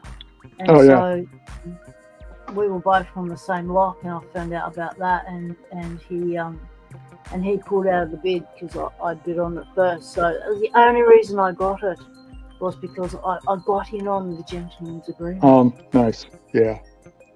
So I got this one, but to think this stuff is 100 years old now. Like, this one's pretty beat up. It's had a good life, but I just love the design, how artistic it is, like the curves, like this is like, you know, this sort of stuff was thought out, you know. Very stylized. It was created with the eye, the aesthetics in mind. It wasn't just created because we've learned how to build machines where we can mass produce now, so let's just pump this shit out and see how much we can flog off. It's not like that. Yeah, I got lucky here. So these four were all $5 each, and then this one was 10 because it was a padlock. But I haven't done just detainers yet, but I've got a couple now for when that happens. And I haven't even touched my because I bought a Medico from someone on Discord, and then I ended up getting 3 more for $5 each. So it's like, yeah, I won some Medicos from SE Lock and Key. We threw them in the package, but you don't get keys with them. And then I got a Medico. Chris gave me a Medico with a key. So that's luckily all those were keys. Yeah. Doc Makana, welcome, mate. You finished your shift. That's good. Yeah. I'm glad you could make it. Where's me dimple pics? There they are. Yeah, and G key. Man, yeah, you definitely. It's like you see those keys, and it's like I want the lock. Yeah. But it's like I had this thing where I had a thing for brass locks, and like these are like a bronze. These are a bronze. When I found out these are like early 1900s, it's like wow. Because William Mansell, he went into all the details and stuff of them, and he got a book, he got the catalogue, and so finally we were able to date them and have their model numbers. Like, so that one's an 80 something. Oh, I can't remember now, but I've got it in my reference files.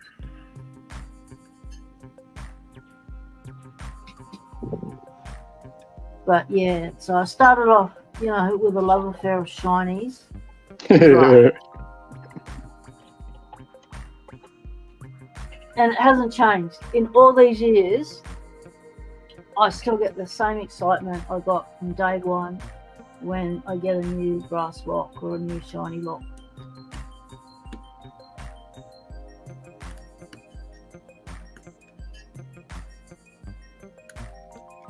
So D. Kierman scored 2 padlocks, a brass lever lock from Fran. Oh, Raymond.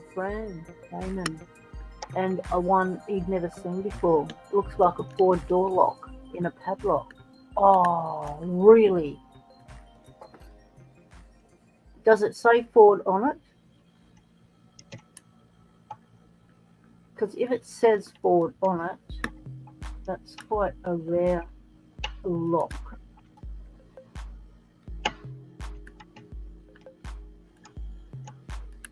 And Doc Makana, you've just ran up the belt. You were like, yep. Beginner 1 week, next minute you're saying, I picked a gold Watsy, I picked this, I picked that.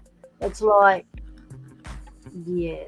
And you say you're not a surgeon, but you've got the skill of a surgeon's hands, being able to pick those sort of blocks. And several people got gold peas all right in like the same week. It's like insane. Yeah.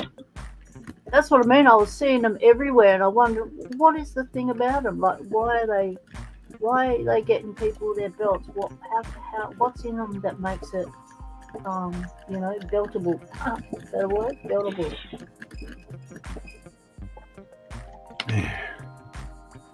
I just don't have the feel today.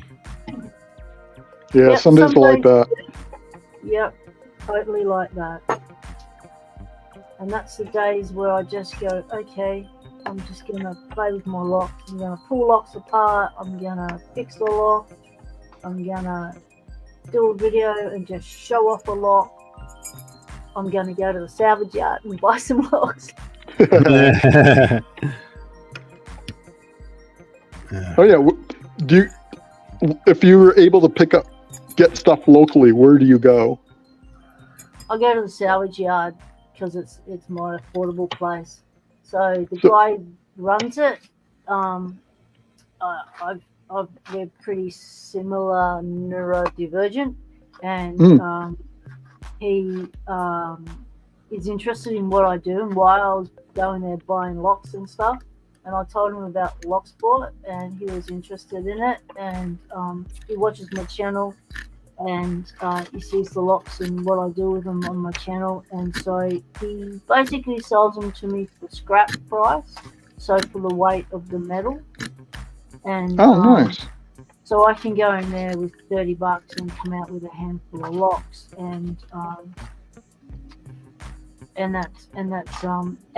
but initially it was just like I'd say to him, mate, you know, you've got all these really cool locks, but they're still in the door. You know, I don't want to buy the door. I just want the lock.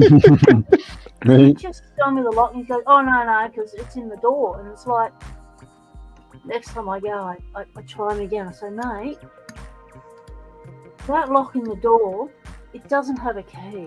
It's a specialist. It would cost a fortune for someone to go to a locksmith and say, can you rekey that one for me? It's a buy lock. I said, it's not going to happen. They're just going to get it. They're going to chuck it out. They're going to go down to Bunnings and buy a $10 cheapie and stick it instead. And that lock's going to end up in the bin when I could give it a new life. And where's she at? They'll drill it. Yeah, exactly. And so the whole thing was give it a new life in Locksport. And so that's what I do. And so when you say salvage yard. Yeah, so then on he was, I told him how easy it was to remove locks from doors and stuff. He gave him some pointers and he's going, okay. And so next time I was there, he's gone, I've removed all these locks from the doors. It's like, oh, you beauty. So now I go there and there's interesting stuff. Like one day I bought a whole key knob set with the latch attached. He charged me pretty weighty. It took half my budget. Charged me $15 for it, but it was a carber. And I showed it on my first live as an interesting lock that I brought, and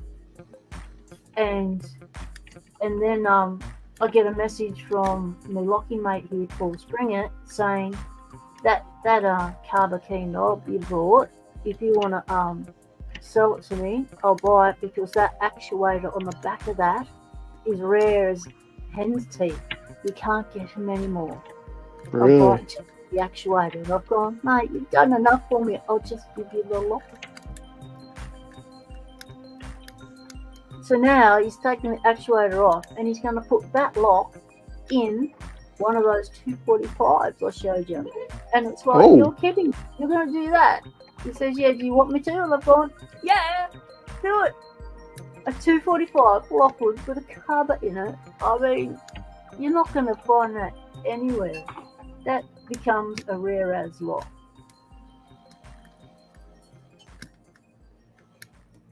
And he flicked me this carber. This came from Paul. This is an oval, and I've got an oval collection. Ovals are slightly different to the Scandinavian ovals. Yes, they are the same shape and stuff, but there's a difference in size. So the size of them are slightly different. The Scandinavian ones are a little bit smaller. But I just love the logo on the carber. It's so deep and nicely written, and yes. But the pins coming from all directions scare the shit out of me. And they're tiny as it's like, how you're supposed to get a clip on them. But it's a carber. So I now have a carber in a rim cylinder, which is just here. I was like, my lock lab is so small. I've got 1 meter of arm space. And so when I move, I just have to reach a meter around. So one step and I can reach stuff. This is a carber in a rim cylinder. Sorry to interrupt. I just want to mention the larger small rig clamp can have trouble holding smaller kick cylinders. So like this one probably be all right, but like this would is the crab clamp, and it's bigger. It has a different patterning on it, and it doesn't hold the kicks. the small one's great. This will go all the way up and hold like medical rim cylinders and even Scandi rounds. So I don't think you would need. I don't know what lock exists that would need the big one, unless you're doing like a big padlock. Sorry, I just saw that in the chat, and I just wanted to bring that up real quick. Pay attention to the chat. I have my glasses off, so I keep leaning over to try to read it.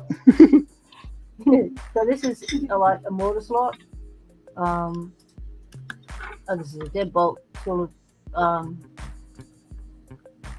application, and it's got a different logo. Like, so it'd be this is an old one. It's very simplistic.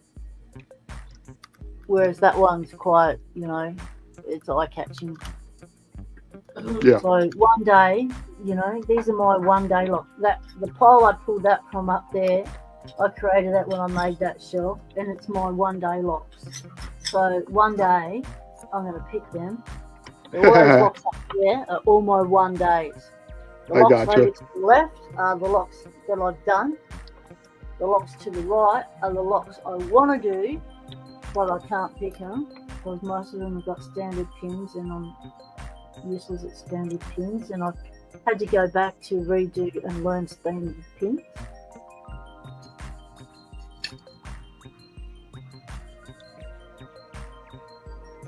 So when you say salvage yard, in the U.S. that tends to mean car salvage, but are you referring to just in general then? So because you mentioned doors and stuff like that. Demo houses and buildings. Salvage yard. Yep. Yep.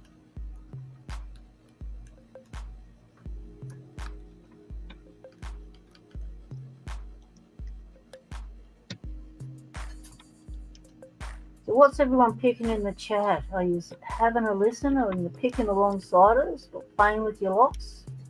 Who's in their lock lab for listening or playing with their locks, and who's hanging out in their lounge room with their little feet up, enjoying the picking?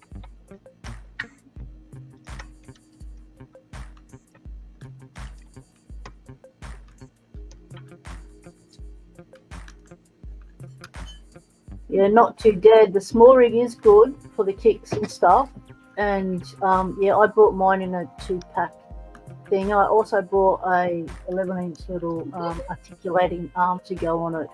And what I use it for is I attach it to my steering wheel when I'm out and about, and when I film in the car, when I'm waiting between appointments that my wife goes to and I've got an hour I've got to kill, I'll pick in the car, and if I'm at a specky location, I'll show the specky location while I'm picking, but I'll have it attached to the steering wheel, and that'll hold the camera while I pick in hand. Or I'll attach it to when I go and do my bush locations, and I have to take my walker. I attach it to my walker, and I'll film it from there. Yeah, having two of these, like have one on each end of an arm like this, is great for travel, because then you can just clamp one to the whatever, like you said, steering wheel or desk or whatever. Walkers are great. They hold. I use my walker as my pack horse, because I've got disease in my shoulders, and when the tendons in my shoulders are constantly inflamed, as well as the brachioradial down the arms and stuff, and the neck stuff. So I can't carry things anymore. Being a carpenter, I used to carry a lot of things on my shoulders that probably people should never have carried. But we did back in the day. You did all sorts of things you don't do these days. Yep. That you pay for. And so it was fun. And so I just used my walker as a pack horse. I've got the biggest one and the strongest one available. It can take 200 kilos, and it's wide so that when I just sit down in it, it doesn't touch the sides of my legs. The sides of my legs are one of my highest pain points with the fibro and the nerve pain down the legs. So I don't touch the sides of my arms, and I don't touch my legs. If I don't want to create an owie that just radiates through the whole thing, I don't touch them. So I don't sit in chairs that touch my legs. And so this one is a beauty. It takes 200 kilos. I can put a 25 kilo dog biscuit bag plus all the shopping and wheel it into the house. And only have to make one trip. It's good. And I do a transfer of stuff from the car to the walker. I've got a board, like a transfer board, that I can use to slide things from one area to another, so I don't actually have to lift any weight. And anything bigger than that, I've got a sack truck that I go and get, and I use that.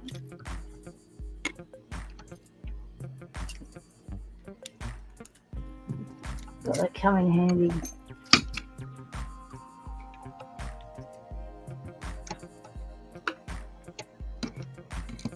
And plus, now that I've got visual aids, I call them visual aids, because I've lived most of my life with invisible disabilities. Right. And having people bump into me and mock me, and all sorts of shit happens when you're out in public. And I used to avoid crowds and people and places. And initially started with a walking stick, and I was surprised that people would clear the way and stuff. And then when I got the walker, it's like, they give me even more space. It's like awesome.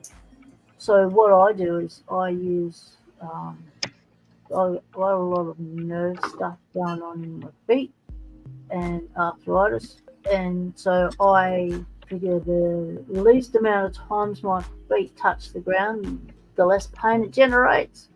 So I use my walker as a scooter. So I put knee on it and off I go. Well, the first 2 weeks of using my walker, the brakes went. And so I've got no steering, no brakes, and it's just living life on the edge. You know what I'm saying? Yep. That's got to do it.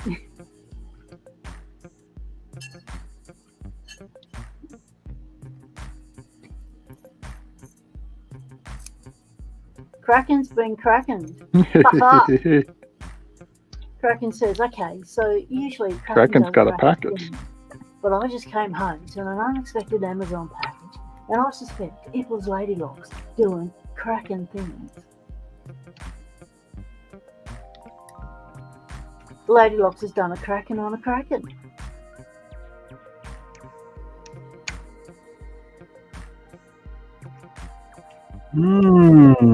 Five pins, not 6.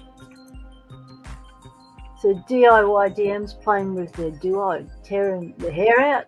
Yes, I've got one of them coming. Got it from, it was, what? Someone? No, it wasn't. It was David Romano. It was David Romano brought a heap of them and offered them up to the community, and we scored some. Because I remember seeing, first time I ever saw a duo picked, it was a lock-picking lawyer, and he was interested in it. Like, it made him have to think how to do this and learn the lock. And the first time I'd ever seen him pick a lock where he actually had to think it through and go back over stuff and, look like he wasn't going to pick it straight off. And I went, aha, I want to pick that lock one day.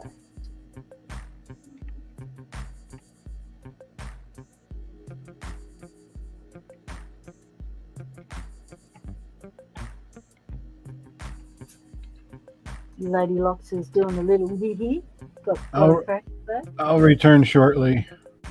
All right. Okay, Parky.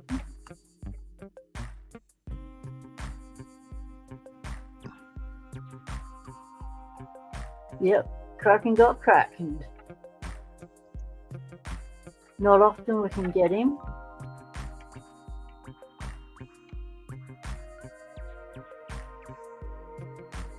G Keyman's trying to pick an unlock lock. What's an unlock lock? No one's knocked on it. No one's knocked on the door.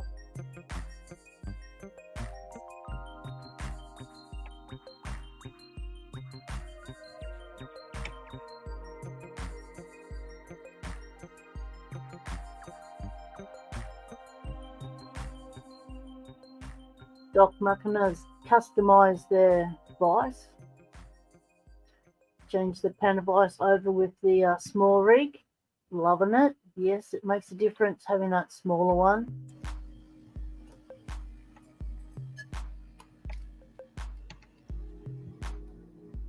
So Unit has the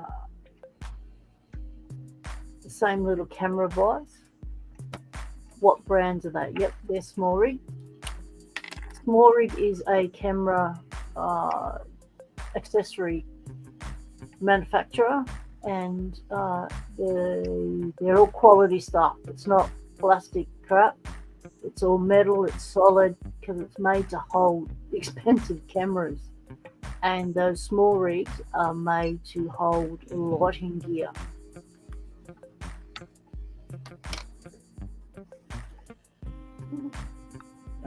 Doc's finally out of night shift. Good on him. Geez, that night shift is like, that's tough.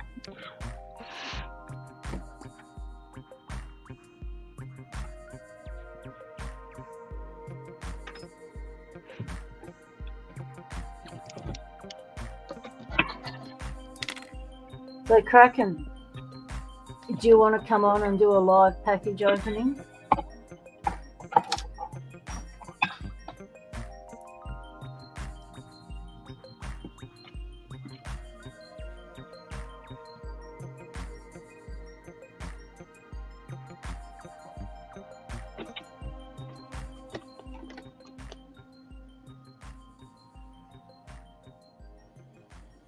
Or have you already cracked it?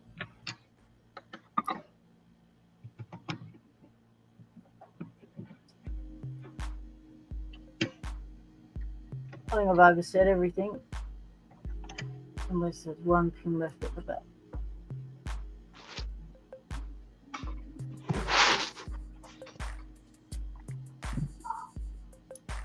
Don't you just hate it when you just go right through the back of the lock and stab yourself in the hand?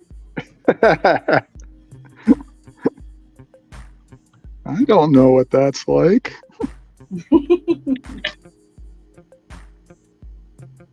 Yep, I thought you'd already opened it. You couldn't wait, could you? Yeah. That's why I'm having a problem with this log. I know what you got. Yes, I know what you got. So, Lady Locks, in your tensioner video, you mentioned about how it's like, you know what, don't know what to do with this side. What I do is I file them down to be slightly smaller than this side, so that, like, this is a 1.5 and this is a 1.3, I think, or 2.0, I guess. Yeah. So like on the 2.0, I could like file that down to like a 1.8 or something like that.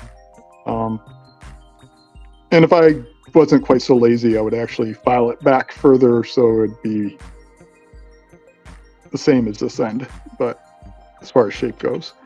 I found out why I couldn't pick it. It wasn't me. For once, it wasn't me. We got a bad spring in here. No wonder I wasn't getting any. Yeah. So whoever gave this to me gave me a bum lock. Show us the spring. What was the spring look like? Here, I'll show you. And which lock is it? It's a American Lock Series 1305. Ah, yep. Yeah, bad spring. The two Oh, pins 4 and 5 had no action on them, and that's why I couldn't get it. Oh, It felt over really weird. I'm right. like, it can't. It's one of those overcompressed. things. It's one of those things where is it me? Is it the lock? And I'm thinking, well, let me just go Yeah. to see what. And sure enough, there it is. There she is. Bad spring. Yeah, that's why I couldn't pick the American lock I was given because it had compressed springs. But I was stubborn enough not to gut that thing and keep trying for a whole year to try and pick it. Somebody gave me a bum lock. Shame on you. Yeah. So like for the Sasa 600, the 1.5 won't fit, but I found the sound just enough to fit, so I don't have to use 2 tensioners. Yeah, 2 bad springs. Wait, yeah, 3 bad springs. Oh my. No wonder I couldn't get. I'm sorry, Marson. I didn't mean to talk over you like that. No, that's fine. I do the same thing. Wow. Well, for once, it's not me. Well, that's a small relief. And I don't have any extra springs, so I'll just have to wait. Let me see now. Let's see if I can pick this one. Oh dear. 1, 2. I got. You want to talk about bidding?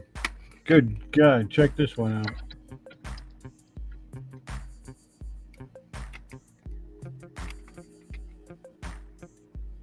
Thanks very much.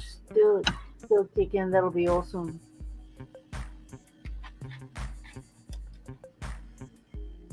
Come on, focus. There we go. Look at that.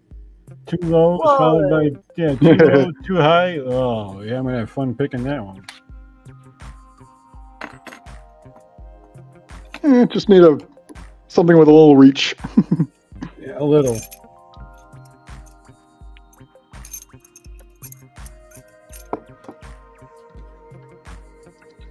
You're still kicking. You got the mother load of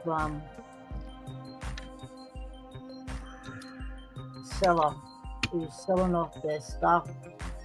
It's like you got the honey pot of the rocks. Don't give up your sauce. Keep it to yourself. I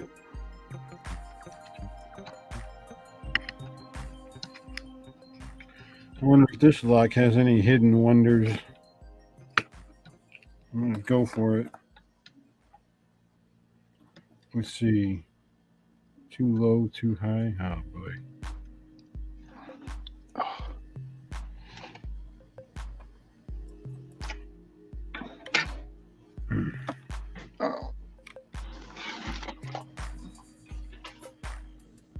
There are times when I just forget to follow my own advice.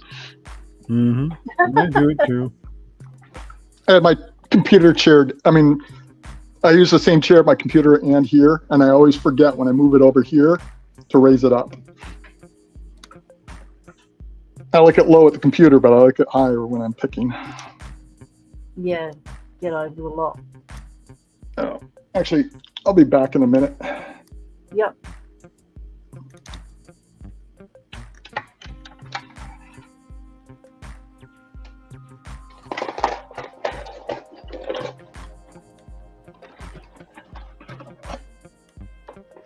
I never think of modifying commercial stuff because it's commercial stuff.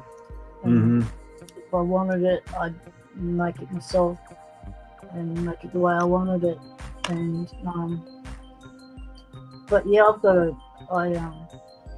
got enough tension wrenches now to be able to modify a commercial tension wrench and not feel as though I've done something illegal. You never.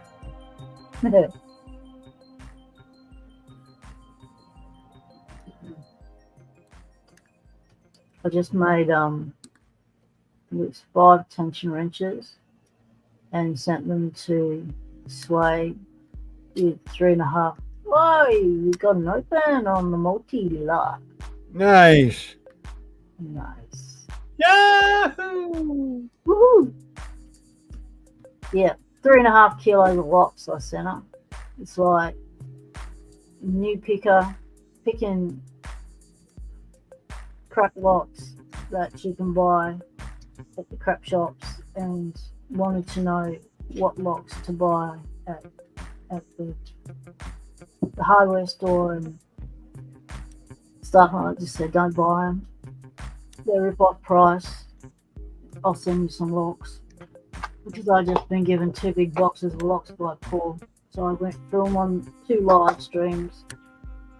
I went through the locks, pulled out locks for her. And that should get her started.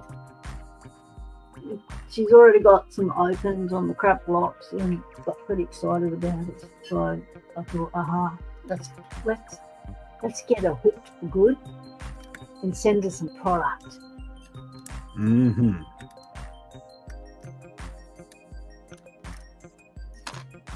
That's the only way to keep people interested is when they get locks they can pick and stuff. And the ones I sent her, I picked on camera as I was pulling them out.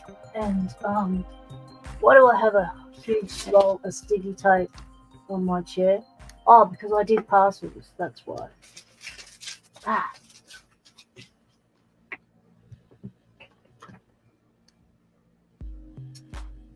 like making up Parky with locks and picks and tension wrenches and gutting gear for new pickers.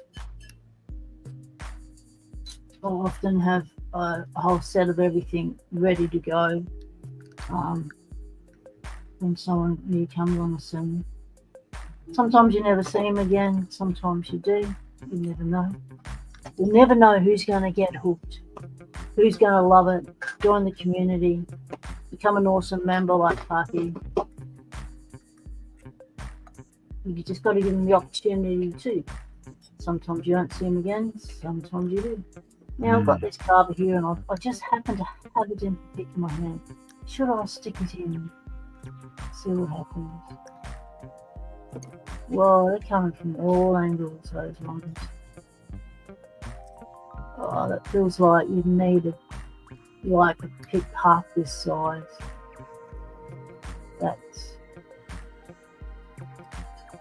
Those things have got a mind of their own.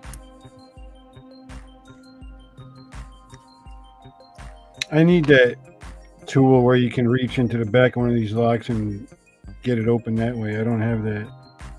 The bypass tool? Yeah, I don't have one of those. I've never been able to get mine to stick in the lock to actually get through the keyway. And I'm thinking, because I brought the Avis bypass and the American bypass at the same time, I'm thinking they just sent me 2 of one and the other one's not even for that lot. But because I don't have a comparison, I don't know. But it doesn't work. Can't get in the lock.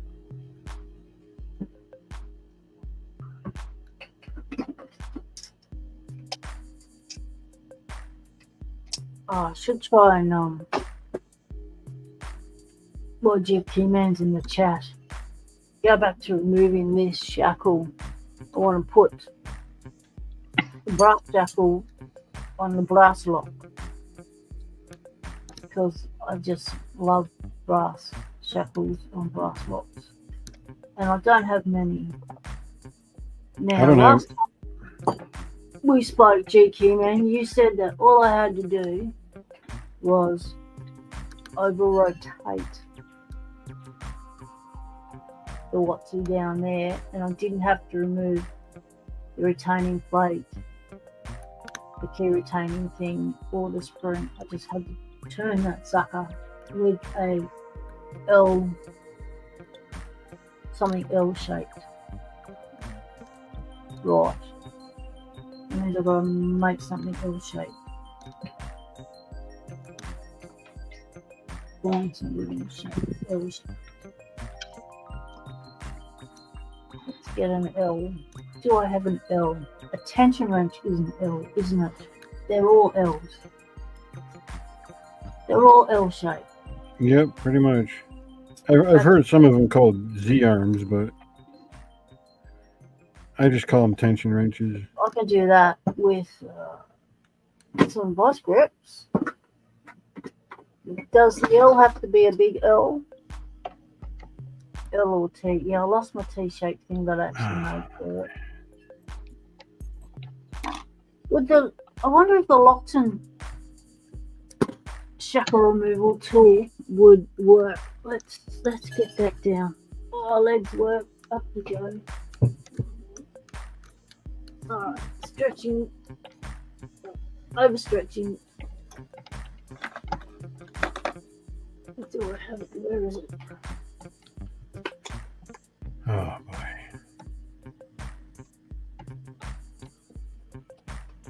I bought shackle removal tool for Rook Knight and J. Gabrielle. And I bought one for myself. Don't drop it. See, one of the things you should really do in the lock lab is wear the safety boots. When you drop a lock. But I'm pretty quick at going, whoa, and jumping and moving my feet when the lock starts to head south. I am not. No. Alright, that's not in there. Look at this beautiful big beastie. Oh, love it. Oh, that's what I also love is me I love me closed shackle. We call them closed shackle. You call them shrouded shackles. So one of these. Congrats, DIY DM. These are just stunning. The closed shackle ones. So I guess I've got a thing for the Art Deco shapeless ones. I've got a thing for shinies. I've got a thing for brass locks. Yeah, it's one of my favorites. Closed shackles. I've got a thing for interesting, unusual locks inside internals like sidebars, medicos, carbers. I think I've got a thing for quite a few different kinds of locks. I just started off with brass and look where it's evolved into. I'm starting to fade. Okay, Parky. When it drops off quick. Quick. Yeah, I gotta go. Okay, all right. Parky. Catch you later. I got one open today. That's pretty cool. I love hanging out with all of you. Thank you for showing up and showing support for Pocket Woman and me and Marson and indeed the rest of the community. All of you have a wonderful day, night, wherever you are. I love you. Peace be with you. Good night. You too. Take care, Parky. Thanks for coming on. My pleasure.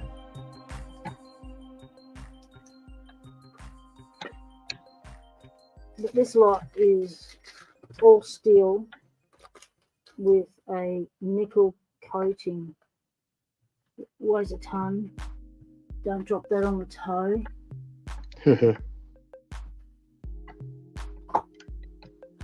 It's not up there. And these are the locks that I'd like to pick one day. They are my Lockton collection that I won. I've either won it or I bought it off of Paul because he deals in Lockton locks.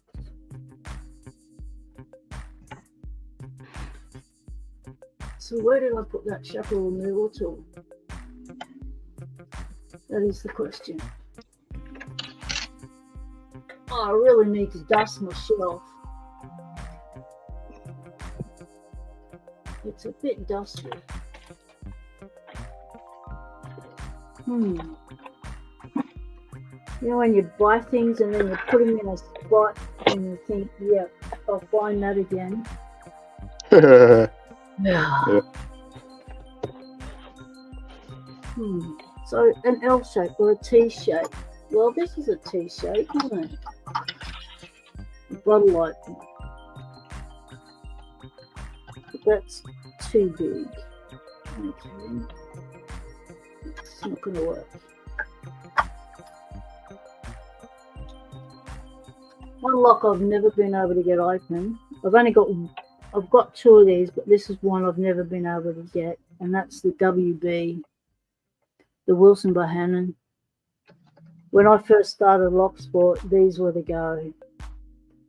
These were the big YouTube stars. Everyone was picking these. Beautiful brass, lovely to hold, really nice lock. Good tolerances in there too. And they had a quirk whereby they picked heaps better counterclockwise. And I only found that out like 3 years into Locksport, that people picked them counterclockwise. Oh.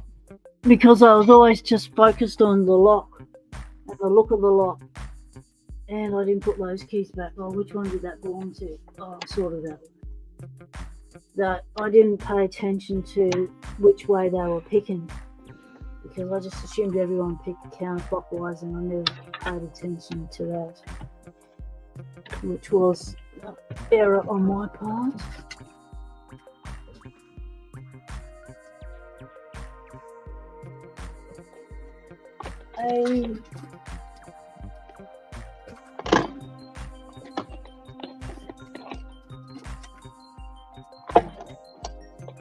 It's an L shape. That's too big an L shape. Okay.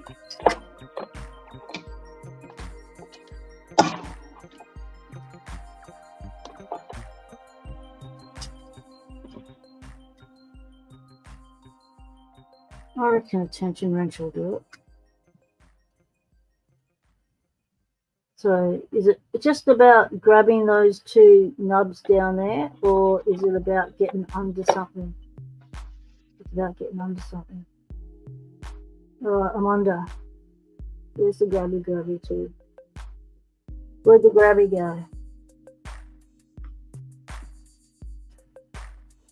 See, this happens a lot as well.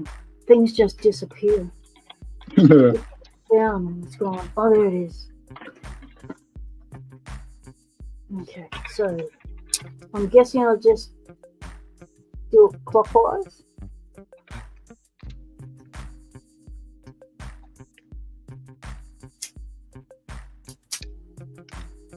All right, DIYDM, thanks for stopping in and joining in the chat.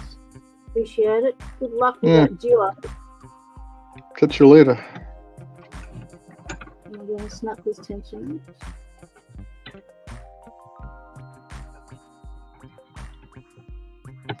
That ain't moving. There we go. Do I have to have it closed up? Only has to go a little way. So what am I actually looking for to happen, GT man? Am I locking this up first? Or I'm keeping it unlocked.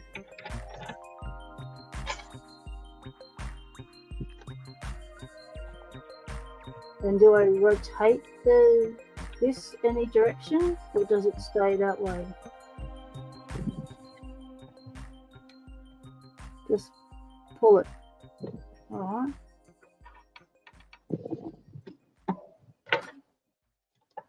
Okay, try again.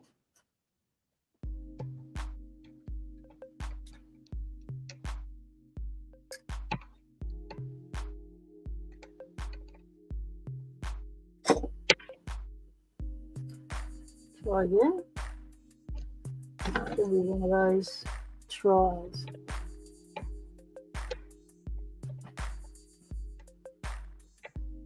So, Marson, are you going to be going for the next level up with the black dots, the Dan things? Yeah. Yep. I just I've been looking for your next one. I had been kind of working on a bylock, but I've been just getting myself distracted with like making videos. So my picking has really kind of dropped quite a bit. So I guess we'll see. I have that bylock. I've got the ASA 6000 with gins. Actually, yeah. Let's see what I've got to.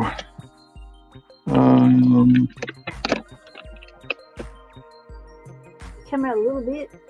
Is this a D12? I think. And what's in a D12? I've heard other people picking a D12. What's in a D12? This is sliders. So that's what I made this for. So might be kind of hard to see, but I don't know if I got it straight on or not.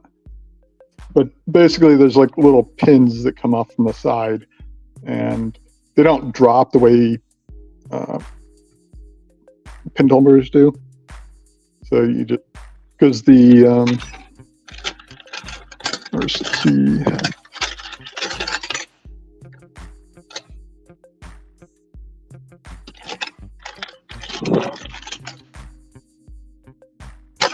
I'm not even sure where the key is, but well, it looks sort of like this. This is a 3KS. Whoa. So that looks like an evil. Yeah. So they're all at different depths. So there's pins inside at different depths, and they'll follow the particular trail that it's in. So you have to move each slider up and down to the appropriate spot. So that key actually goes to this. It's got the same kind of. Is that going to be your first ever slider lock? Yeah, one of these. And then, so EVA 3KS, ASA, I think it's the D12. And I've got Van Lock, which I've already started making the tensioner for, because it's a push. So you have to push each of these in, similar way to. The Van Lock, I've heard of that one. Yep. The key looks like that. Yeah, it's magnetic, isn't it? No, it's different depths of pins all the way around. Oh, so it's like a tubular lock. So those will match up. Press it in at the right height, and then you can turn it. So it's just like a tubular lock. A what lock? Tubular. I'm not sure about the word you're saying, Yep. But a tubular lock. So tubular. Yeah. Yes. Yeah. Sorry, I'm getting worn out myself. Yeah. If you need to go, you go. Okay, that'll be. All yeah, I probably will shortly. I've got M-Heart. The 4-pin and the 6-pin are ranked. The 5-pin, which is what I have, is not ranked yet. But I think it's going to fall in at red, I think, because I think the 4 is brown and the 6 is black. So I'm guessing this will probably end up being red. Got a D9, but I haven't even started picking. What do you call them? Yeah, my brain's really gone. Yeah.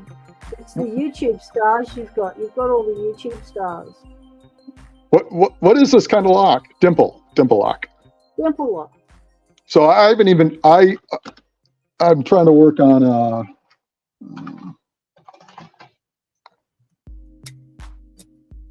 multi-lock, but I haven't even picked this yet. I suck at dimples. Yeah. I'm finding dimples a lot of fun.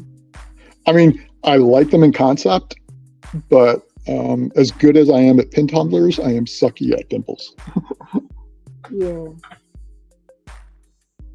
And then HDS for when I'm feeling brave with those. And then Miwa U9. Oh wow! So you do have all the YouTube stars there. You've got So- enough black belt locks there to take you to like a 10th Dan or something. And no, that's which was this? Oh yeah, this is a Twin 2.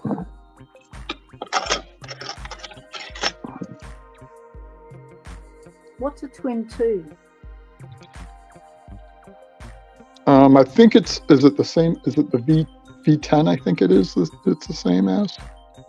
Oh, there's the ASA, the D12. Desmo. That's a Desmo, not a D12. Oh, yeah. I think D12 is the one with the really nasty keyway that's like or this way, I guess. Like a D, really hard D. That's what the D12 is. This is a Desmo. So, but it has the same kind of sliders on it. So you're getting into sliders. That's going to be fun.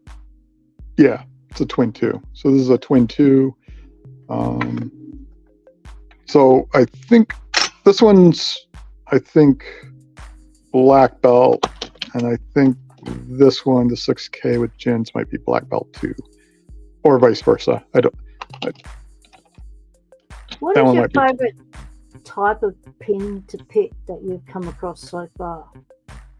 I think gins are really fun.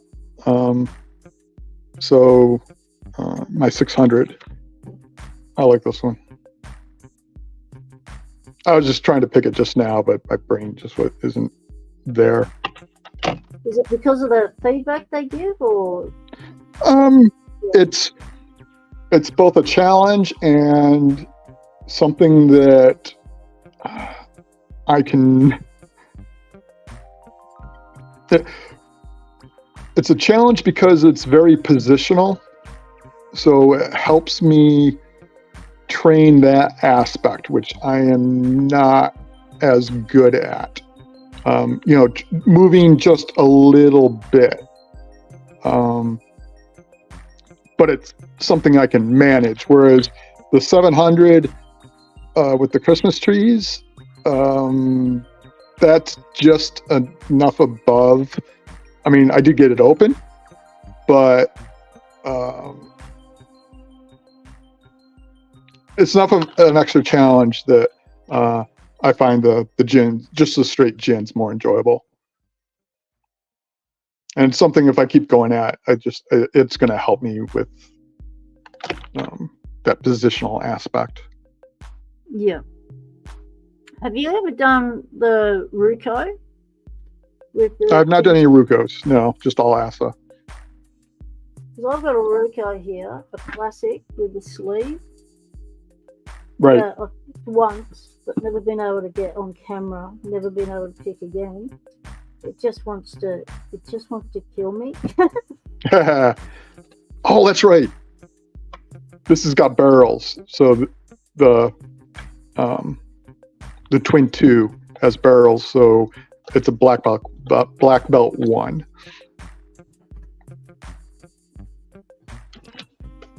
Just made me think, when you said that, it made me think of it. Yeah.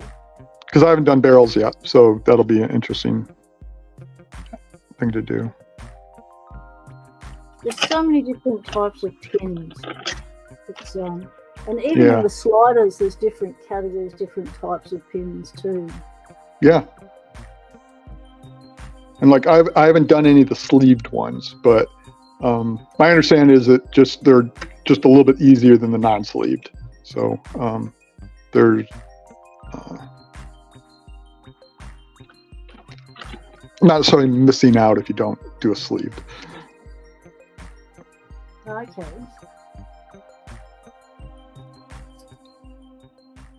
I think if I have it understood right, the Ruko tend to be just a little notch down from the ASA. I mean, they have very similar aspects to them, but Yeah. you know, it's like the Ruco will be like sleeved, whereas the acid tends to not be, or the milling won't be as sharp, or what was the other one? Yeah, just kind of things like that. So I haven't bothered with the Ruco, but they are. I mean, they're in that realm of, you know, the classics. You know. Yeah. Well, this one's called the classic because it's the 5-pinner. And, Yep. Yeah, it's a really good intro into that whole chain of that style of stuff. Yeah, and like having to do float picking with it, working with 2 tension wrenches at once. Yep. Yeah, and then I've got the Medicos, which I've kind of played with a little bit, but I haven't done too much yet.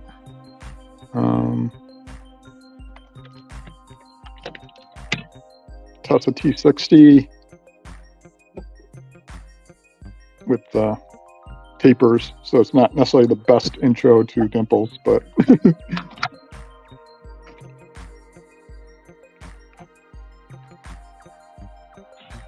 yeah, I think so that's what I've got on deck. So I want to get like either the M-Heart or the Medico, because I want to practice with rotation, which I also suck at. Yeah, I could get the Medico up to progressively pinned it. This is the first lock I ever progressively pinned because it was easy to, you know, because it's got the grub screws. It makes it life easier, and I could get up to pin 4. As soon as I put 5 in, nothing. I could go up to 4 and pick it consistently open. Put in pin 5, forget it. And it's like, why is it always when you're progressively pinning, you get to that last pin and it won't do it? It's like, it's cursed. G'day, manipulator. Welcome in, mate. Hey. Yeah, one of the first, I mean, I love grub screws. One of the first things I do to a lock is grub it if it has, you know, the plugs. I think I have one lock left that has just plugs. I've only just had one lesson on a live on how to grub, like use the actual tool that does that, the grub screwy bit. I did a bit of threading on my challenge lock, and they taught me through. I think it was Pixsmith taught me through how to use the tool, because I've never done it before, and so now I feel a little bit confident that I could possibly do that to the top of a lock. Yep. GK man, put the L end under the silver plate. Warning, hold the shackle up, or at least upwards, because the spring and ball bearing will fall out. Okay, but when I do that, the ball bearing wants to fall down with the spring, and it's not allowed to. It needs to stay in the ball bearing section. So I bind it with that, and then it said hold it up. How am I supposed to hold it up and then do that from the bottom of it? I just bent the shit out of this tension ring. Oh no. That's okay. It's a spare, and I can bend it back. If it bends one way, you can bend another way.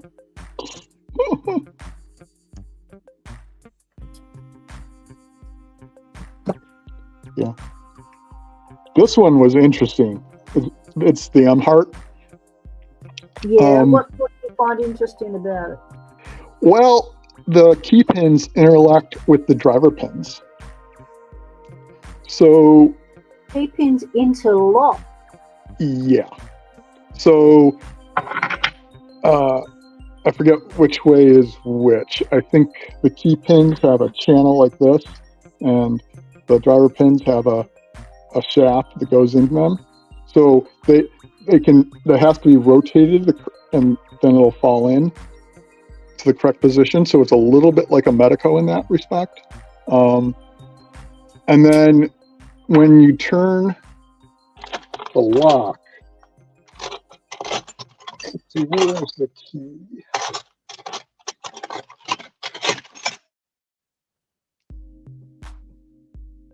So there's channels.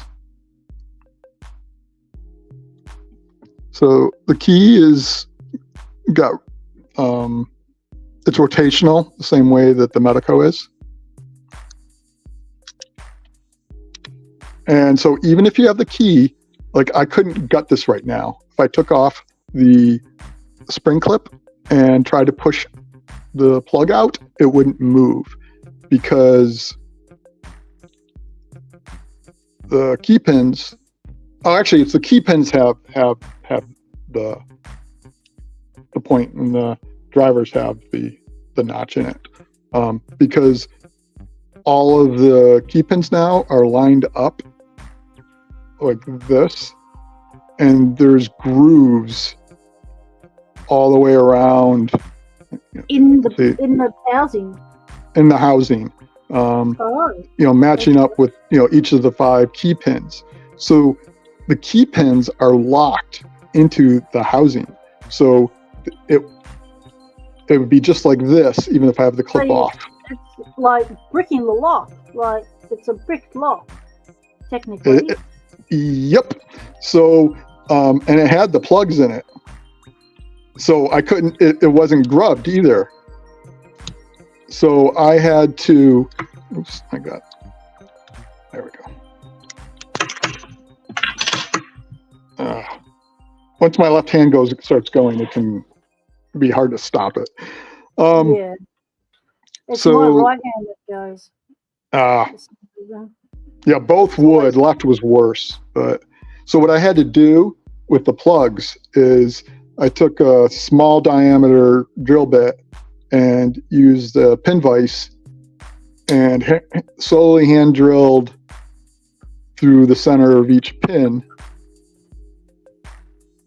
and then used a screwed it into the hole, and then pried up on the screw to pull the plugs out. And then I was able to get the pins out and tap it, and now I've got grub screws in there. Because otherwise, yeah, it's a brick lock, basically. I mean, in sense that you can't, it's not guttable, at least. I mean, it would still work. It's just not guttable. So now I can progressive pin it if I want. Actually, yeah, so it's we're talking about it. A guttable lock. So, like, what's that? Like a locksmith doesn't have a special tool that they use to gut it.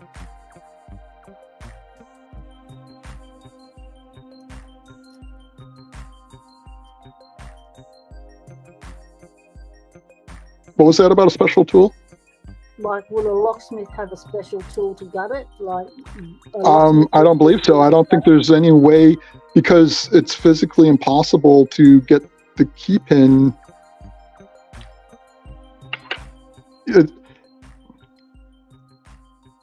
Actually, I don't know. I guess maybe the key pins could if you don't have the key in there, all of them could be down, and then you'd need some way of getting all the driver pins up past here. And I'm not sure how you do that.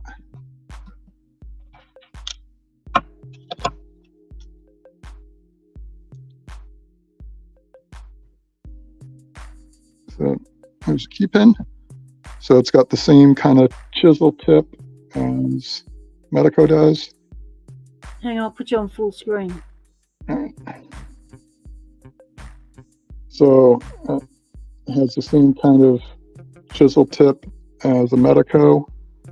Kind of hard with my hand shaking. Oh, yep, that 45-degree cut. Oh, it's got a slit at the top. And you see that slit? Yep. And there's the driver pin. Oh, it's like a Marson tenon joint.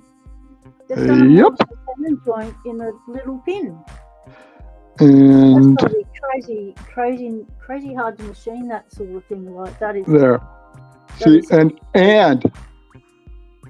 they're interlocked because it is So I'm pulling them apart and they won't pull apart. So it's like a dovetail. It is. It's dovetail. Yeah, I couldn't think of the word. And so basically, what you have to get the driver pin rotated correctly so that when you turn the cylinder, well, you need it, the whole stack rotated so that everything's lined up left to right, so that when you turn the cylinder, they can disconnect like that.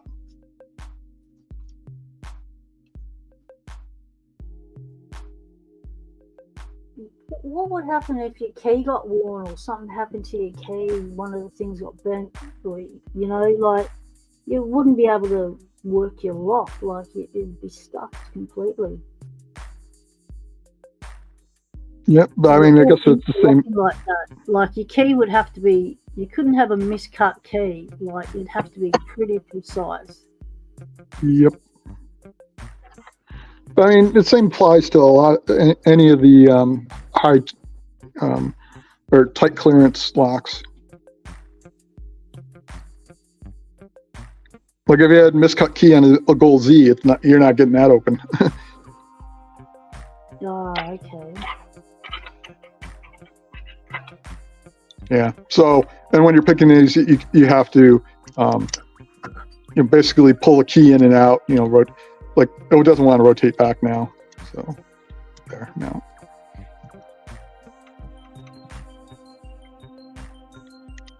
Pull it in and out a few times just to get everything.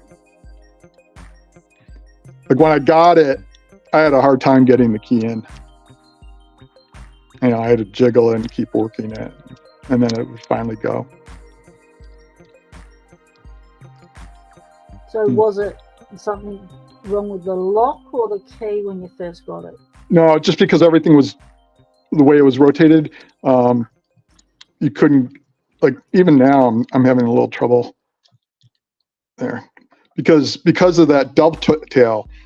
It has to be lined up just right, left and right, in order to rotate. Dropped on my foot. Rotate the cylinder all the way around. Yeah.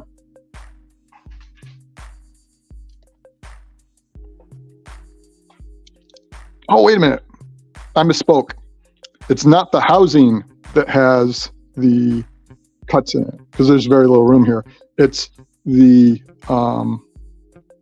plug does, because it's the driver pins are in the plug, are riding in grooves in the plug, because the driver pins are the ones that have the shaft coming down.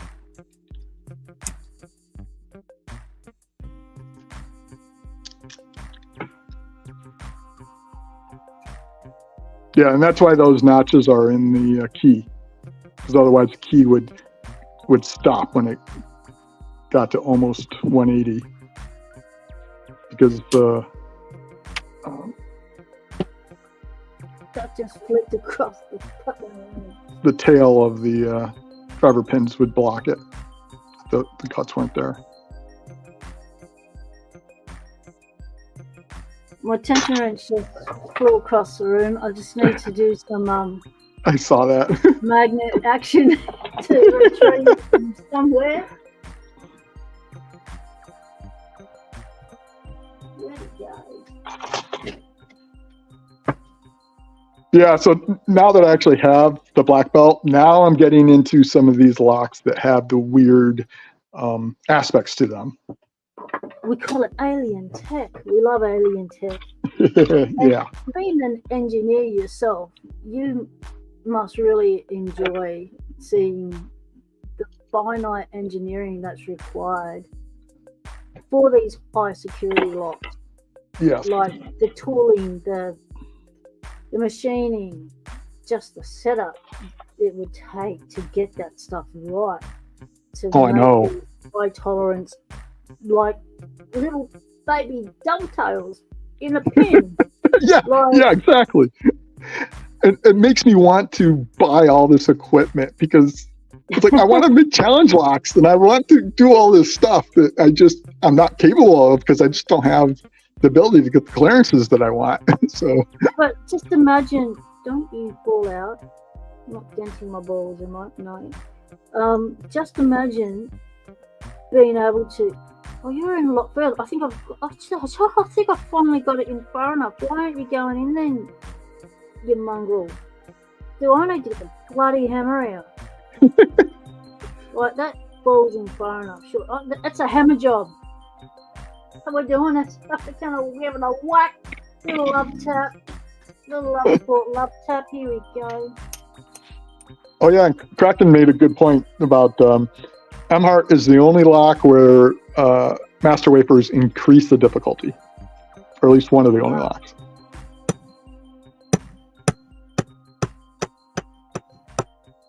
Oh shit! I forgot.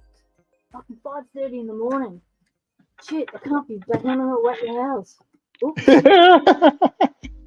Got a little bit carried away in the lock lab, as you do. Yep. Oh, you mongrel of a thing. Go in. But why is it giving me such a hard time, G-Cam? What's it doing to me? But I mean, one of the things I just love about this hobby is how broad it is. So, we've got the locks, we got the pin tumblers, dimples, levers, wafers.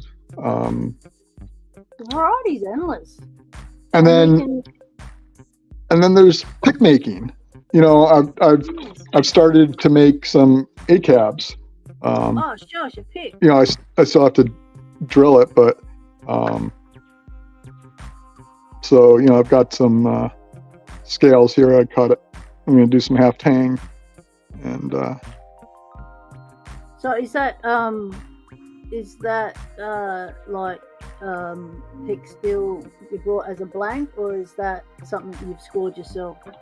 Yeah, so it started off as a Moki blank. Oh, yep.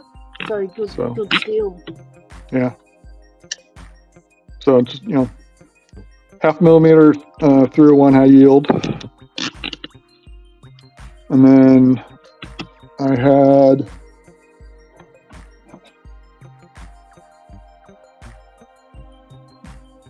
blocks like this. They were twice as thick. I had 2 of those, and then I 3D printed and a design 3D printed into jig.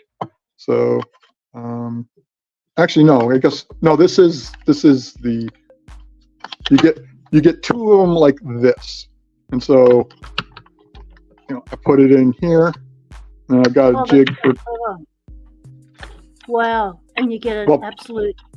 Yeah, first I do this way, and I get 3 pieces, and then I do it, put the individual ones in like that, and then I get. That is such a clever jig. Have you got that up on Thingiverse? Because I wouldn't mind getting my mate to print that. It's on printables. Printables. Yeah, so I did the first one like this, which is meant for full tang. But then I realized with these, I didn't want to cut all the way. I was just going to do half tang. What thickness do those scales come out as?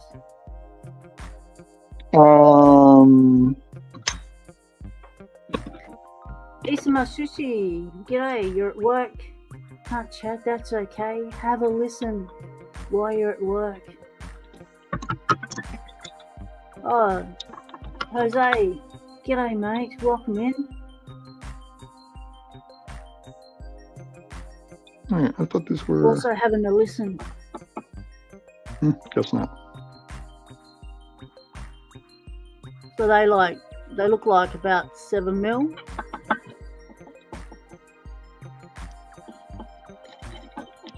So yeah, that's about.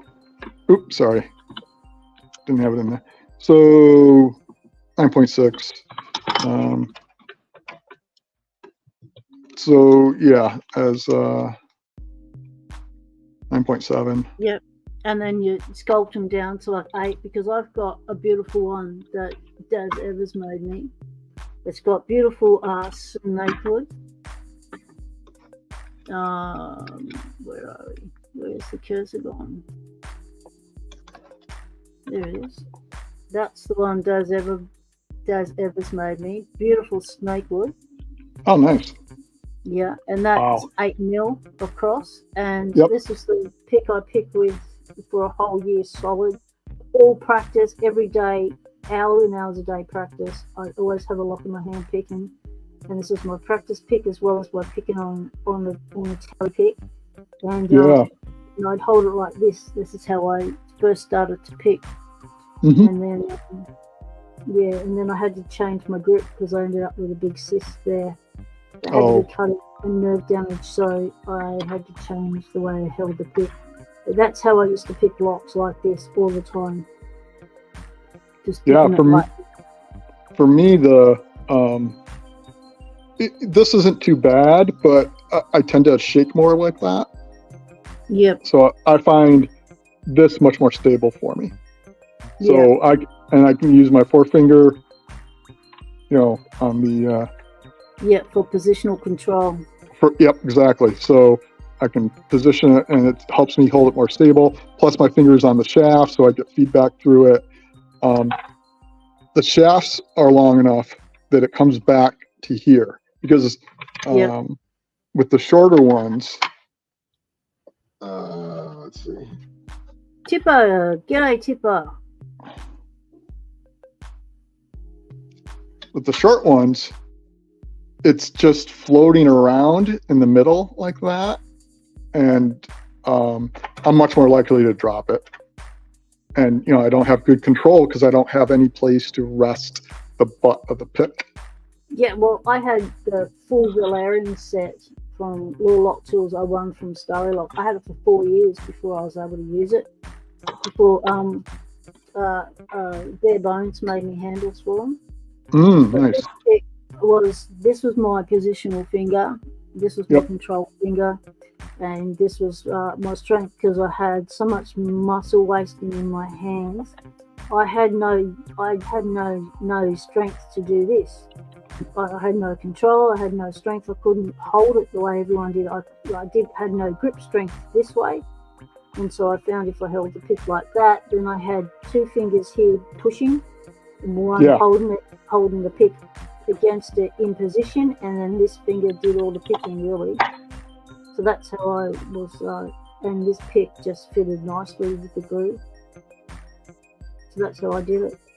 But because I started off using for a whole year first the crappy metal picks with the metal scales, it caused a massive callus there that caused skin to go push down past the epidermis and started to form a cyst. It took about a year before it got way too big and needed to be cut off. And then it took a year to heal from the nerve damage that caused. And so I found all different ways to continue with my Locksport and participate in Locksport by doing all the other things we can do with locks. Yeah. And that didn't involve picking while my hands healed. So, that's the beauty of Locksport. We don't just have to be doing picking. Right. Challenge locks. Yeah, there's a lot of other things. Like I would make tools. I would watch a lot of videos, do lots of shout outs. I just did heaps of stuff. I've never used my 3D printer more. So one of the first things I did was print out handles, and none of them were thick enough for me. So I designed my own. So I've got the length I want, I got the thickness I want, because that really helps with not dropping them for me. Yeah. And it's just really comfortable. So having comfortable handles like that is what has helped you become, a black belt picker. Exactly. I wouldn't be able to do that with like those other picks. Jimmy's handles are nice. They're a little small for me just because of my situation. So these are what I would consider the bare minimum for what I would be able to use. To me, the thinness of them will hurt my fingers by the pressure I have to apply to hold on to it for too long. Yeah. And thankfully, he is actually making some with, he's in the works now, but going to be offering some, I think it's either without handles or with, I think it's bare, and then he's also working on some handles designs that will snap in. So giving those of us with hand issues options is really cool. He is so receptive to, you know, what people are looking for. Yeah, because really there's awesome. so many people with hand difficulties, like hand injuries, arthritis, nerve stuff. There's so many lock pickers that are using Locksport as a way to maintain their dexterity and their ability to use their hands. Arthritis, Parkinson's, CP, multiple sclerosis. Yeah, there's broad spectrum. And then Moki for me is just, they're just, all I needed to do was print out some thick scales of the exact same dimension of the pick, and these are awesome. So I just made them a little bit thicker than what's typical, and made them so that they can use some screws that I already had. Don't need some of the expensive barrel ones. But yeah, I got a whole bunch of stuff on printables.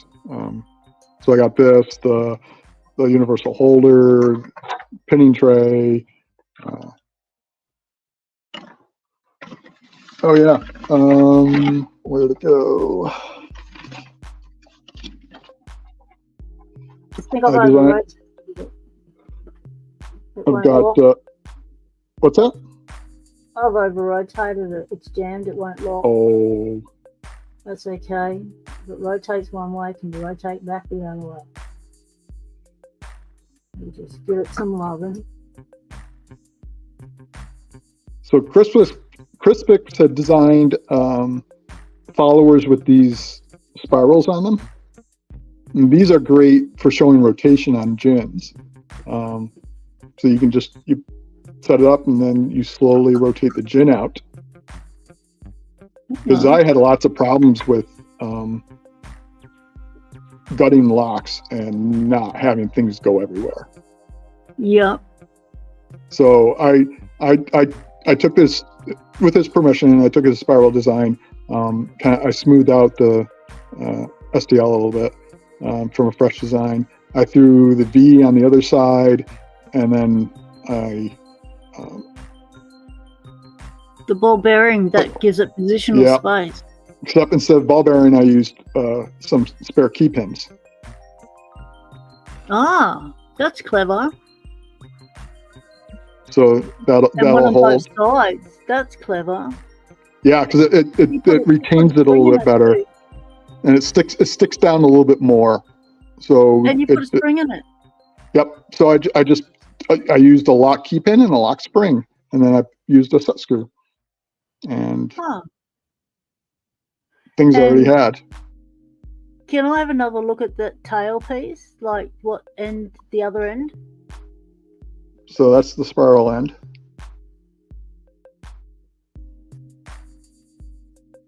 And I do have a video specifically on these.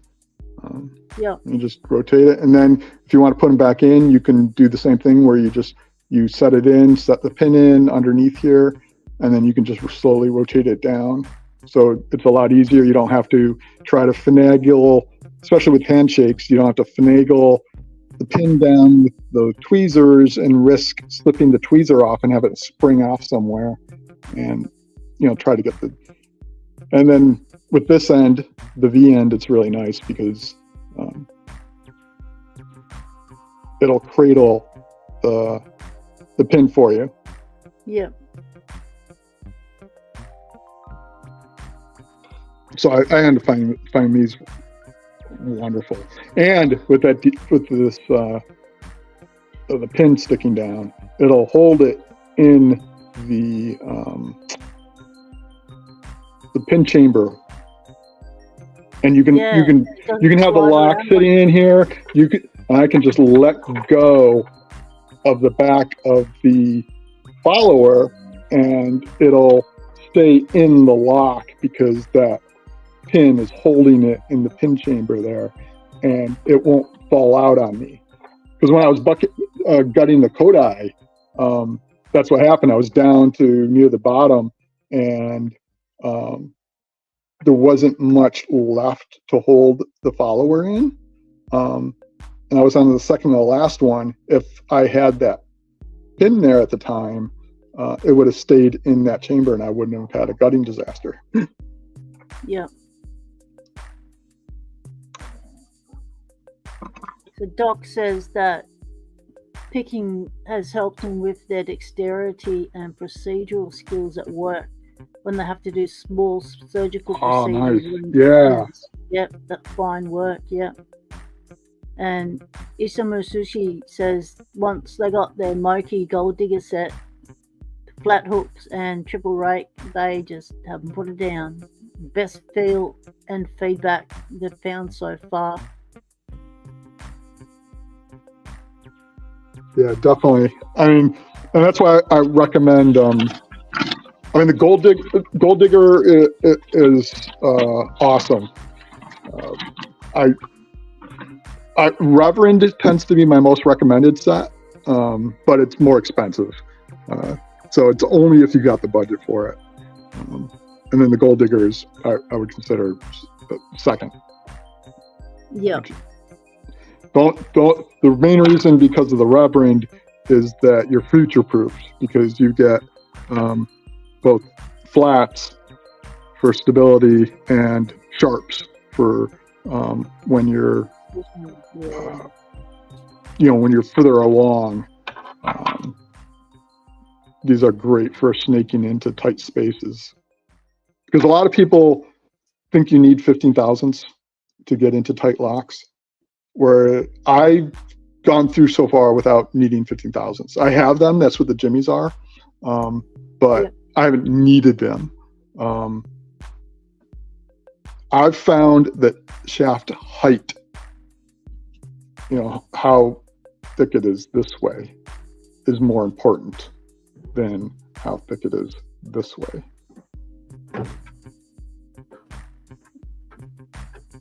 Because really shallow stuff like this, they call them noodles for a reason, but these can really snake in, and you can rotate them in ways that will get you into places you wouldn't be able to otherwise.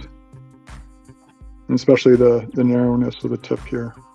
You're not catching on the warding, trying to go up and such.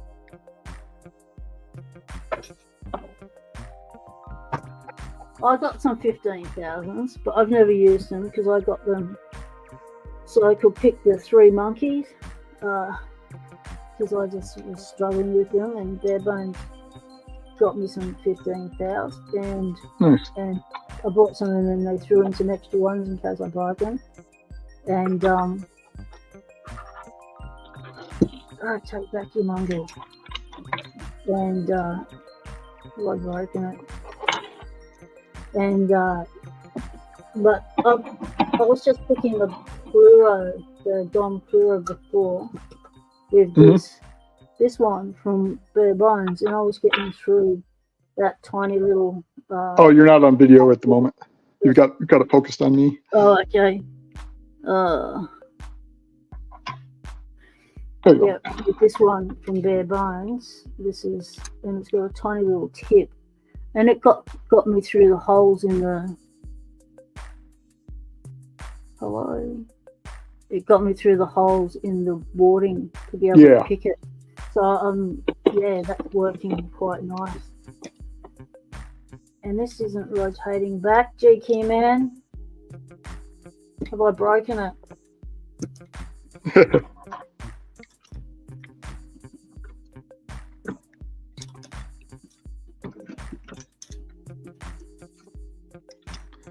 Well, this has been very fun. I think I'm going to call it. Got it. Oh, yes. All right, I finally have. Yes, I do. Ooh. I have got Success. a long shackle woolly brass padlock that I have made myself, and it's not going back in. I have broken it. I'll fix it. Yeah. I've really appreciated you coming on, Mason. Oh, sure. Marson, because it's, you know, it's a superhero. Marson, the superhero. It was fun. Thank you. When I see your logo, it's a superhero logo. And Yeah, it is. Cool, you know. That's funny. Yeah, and I think of my disabilities as superpowers, because not everyone has what I've got. So not everyone can do, modify and adapt Right. to life as I can. It's a superpower. Yeah. Same as, you know, neurodivergent. It's a superpower. Not everyone's got. Definitely. Yep. You use my superpowers for good in Locksport, yes. Yeah.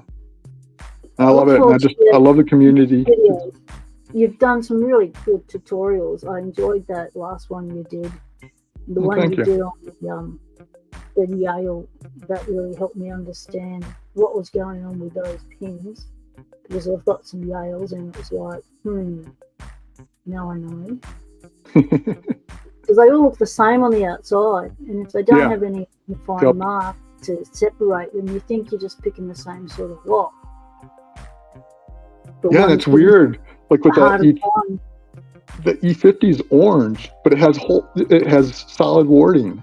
So the warding is actually harder in the orange than it is in the blue Yale 500, which has holes in the warding. Because it's the other stuff that makes it harder. But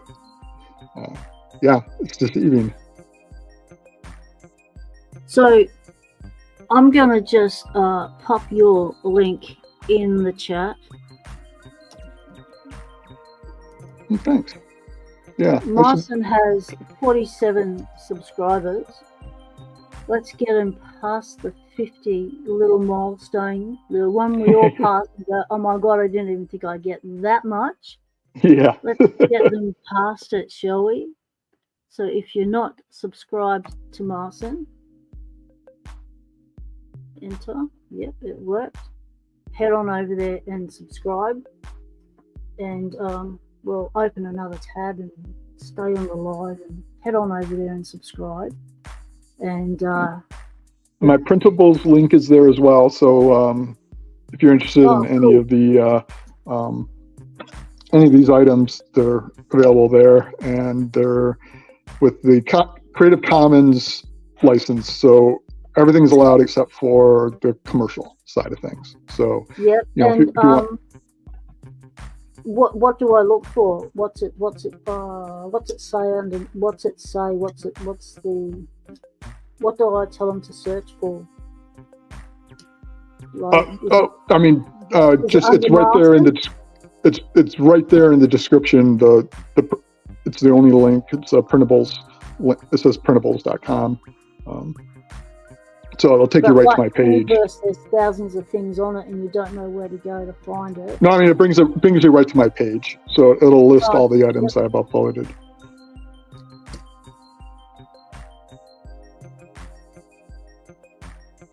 Thank you very much, chat. Thank Marson for being on. Thank Parky for being on. I'm going to stay on for another 15 or so minutes, maybe half an hour. I'm going to crack this thing and pop another lock.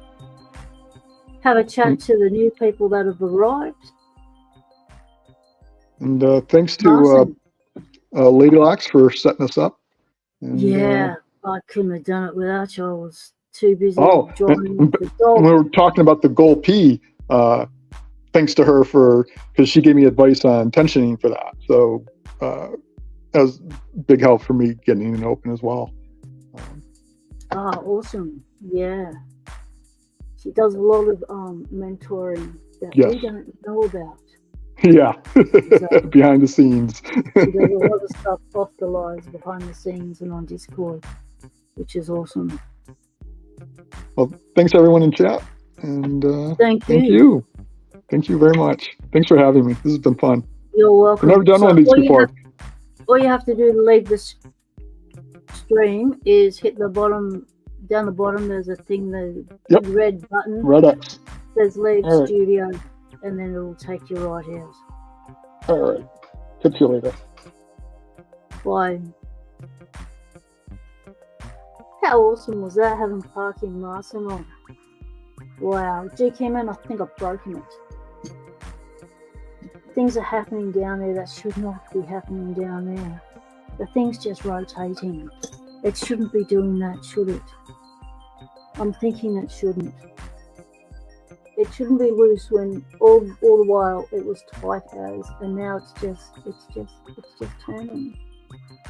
It's easy to turn. What have I done? What's under there? What have I snapped off? I dread having to pull that silver plate out and get to that spring, because I've probably broken the middle of the spring off, haven't I? Where'd that go? Let's tip it upside down and see if there's any loose parts. Is anything fall out?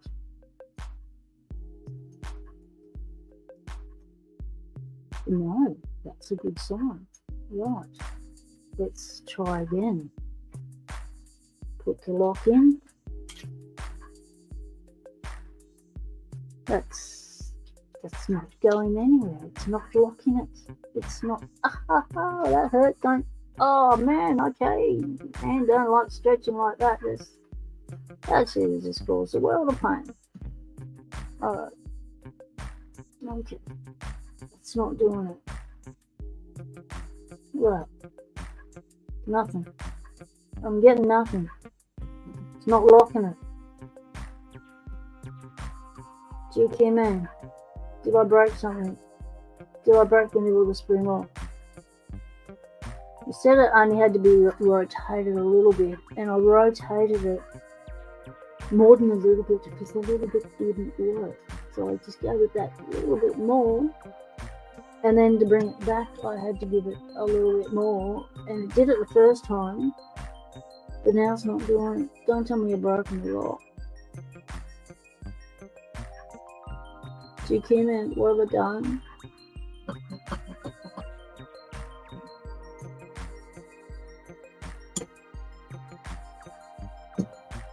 I'm just going to put it back together. You can go in there, put the screw back in so I don't lose the screw in this mess, and then go, oh no, I can't even put the thing back together. Screwdriver. And we will deal with it when I'm not trying to function on 3 days no sleep. So I can think it through and find out what the hell I did. Because we ain't got the gravity. We've got no ball action. No, we've got nothing. It's giving me nothing. But it's a pretty looking lock. It's so pretty now with a gold strap. Look at that. That's pretty. And put the tools back because, you know, we don't need tools hanging around. Taking up room in the locking space, the lock picking space.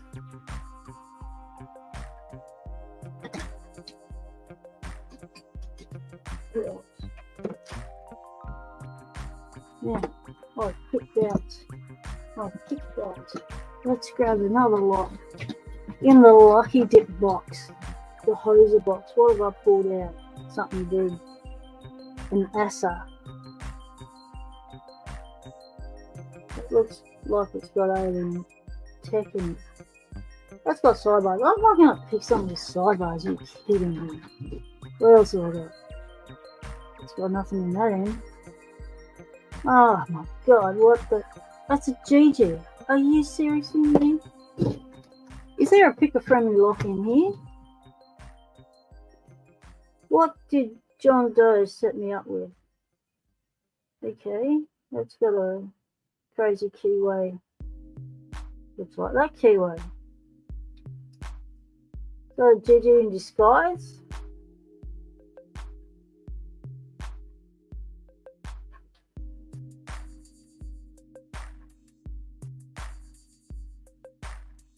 5 rings, so is the other one, but the other one's scary as. Alright, look at it go. It might want to be picked.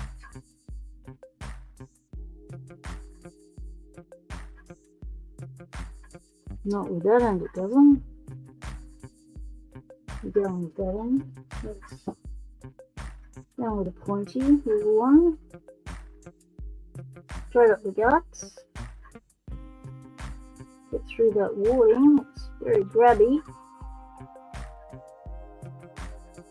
We'll see what it does. GT Man says you should be able to see the spring hooked around the actuator tab. And if I can't see the spring, it means I snapped it off. Nothing fell out in my hand.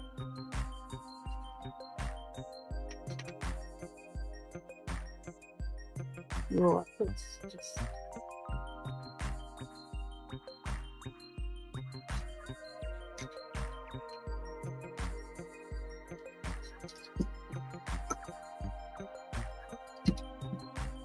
Can we see the spring?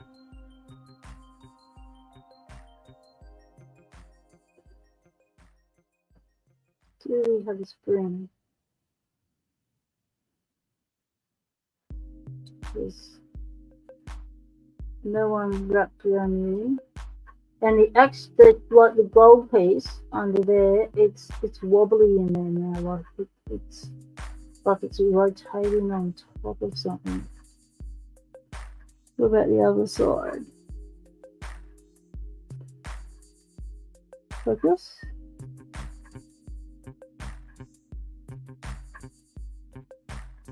I don't see the spring like I did before.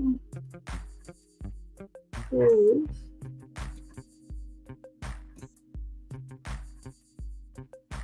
Let's go.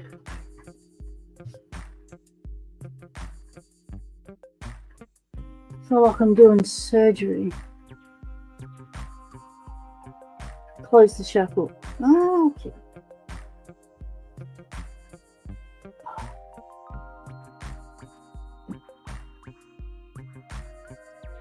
Oh, the shackle's closed.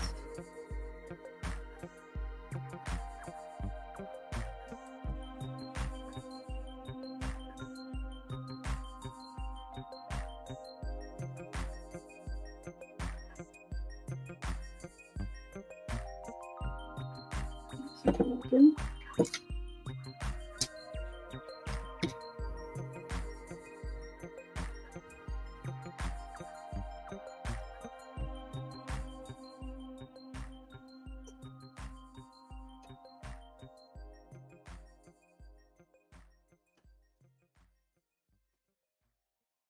I'm not seeing it.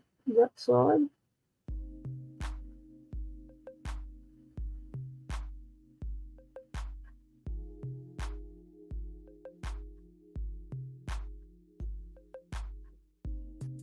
Everything's moving like it was never moving before. So that's even moving right under there. Right.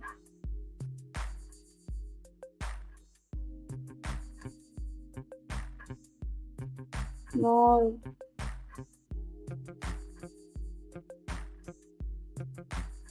There's no spring there. It's not there. I'm not seeing it. It should be wrapped around one of them nibs. This isn't looking good.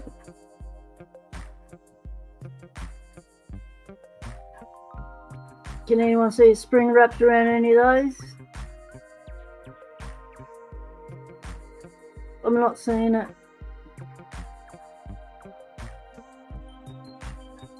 Turn the actuator counterclockwise. G'day, come hither with Heather, my explore partner. How's it going? Alright, turn it counterclockwise. Counterclockwise.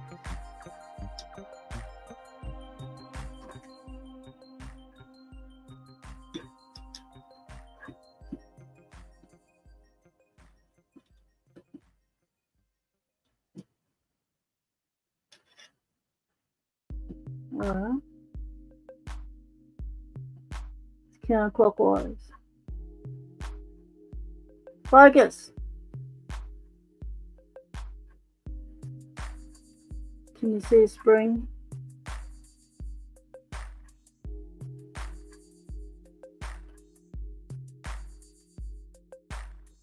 It's alive. It's alive with love. Yes, you can call it a love. It's a loving. It's a hangout. Yes, it's a Locksport loving. You've got it. We've just had 2 guests on, Parky and Marson. We've been talking disability and Locksport.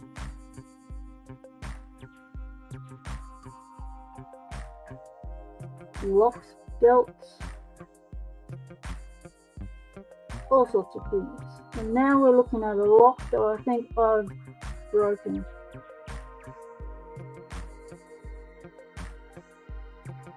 See, everything's wobbly. Like, I can't see the spring. I can't even feel the spring. I've broken it.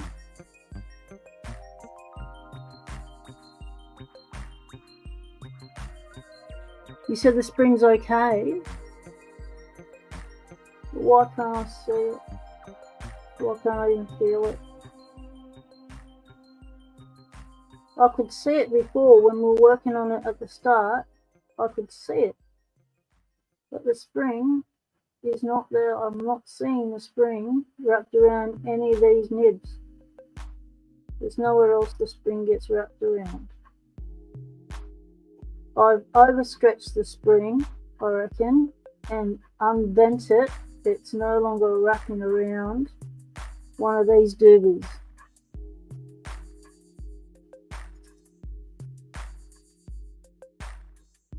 See, no spring. No end of the spring.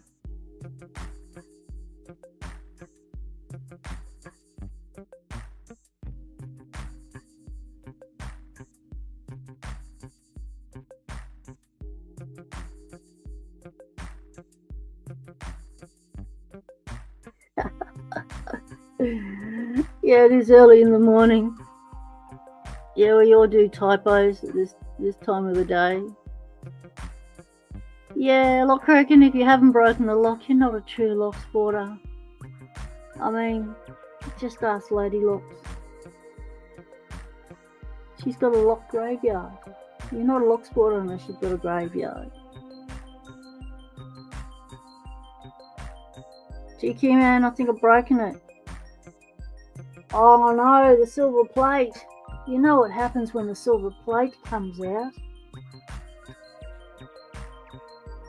Bloody hard to get the sucker back in, but we're doing it. How do I pull the thing out? Just use a dimple plate. It should just lift straight out, shouldn't it?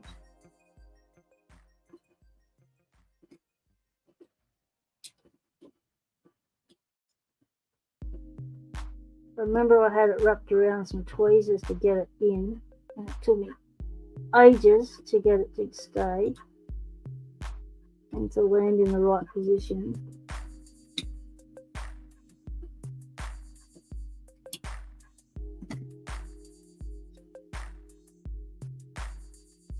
We're doing lock surgery now. This is full on lock surgery. We ain't coming back from this. There's no coming back. We're going. We're doing it.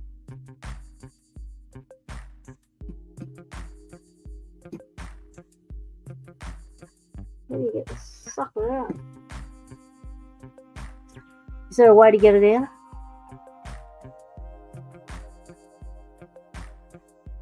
Oh, so take that pressure. Oh, it's locked. It's locked. Maybe we fixed it. Oh, hang on. Hold up. Hold up, or may not be lost. Now, if I can just repeat this, we'll be okay. Open. See? Not locking. Not locking.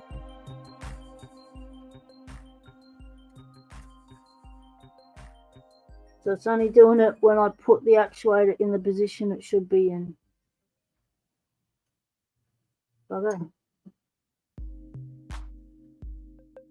So, how do I get it out? We give ourselves some height to work with. And the way I got it in there was with tweezers. I wrapped it around the tweezers and I lowered it in best I could. It's really hard to work with a tall shackle on it now, isn't it? Let's see if we can lock that shackle back up so I'm not having to do that force.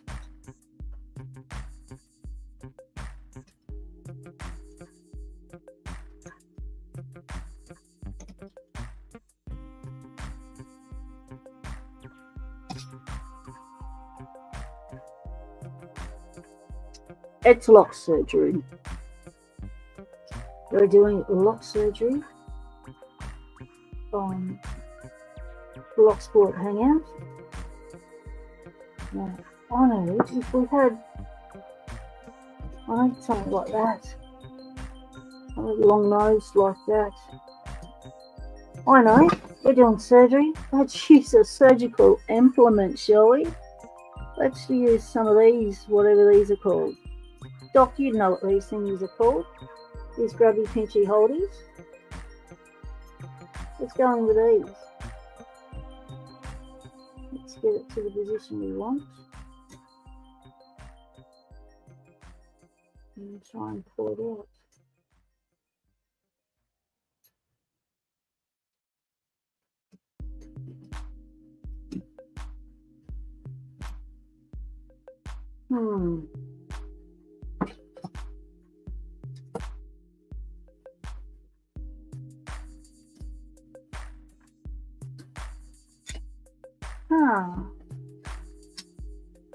Vital rule in surgery now. This is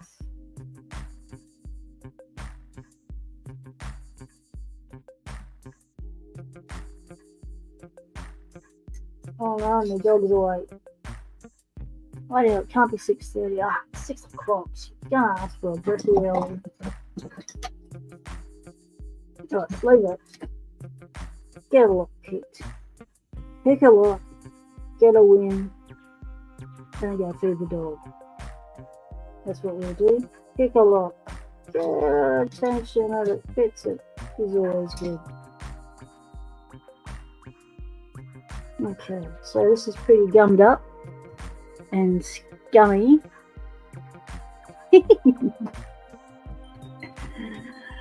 Oh, needle drivers. Oh, lovely.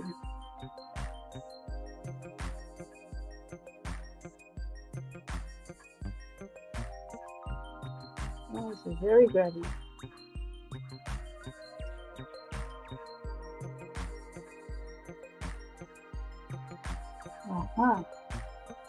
This feels like it's been around the block a few times. Wow, that warding just wants to kick your pick and spit it out the rear.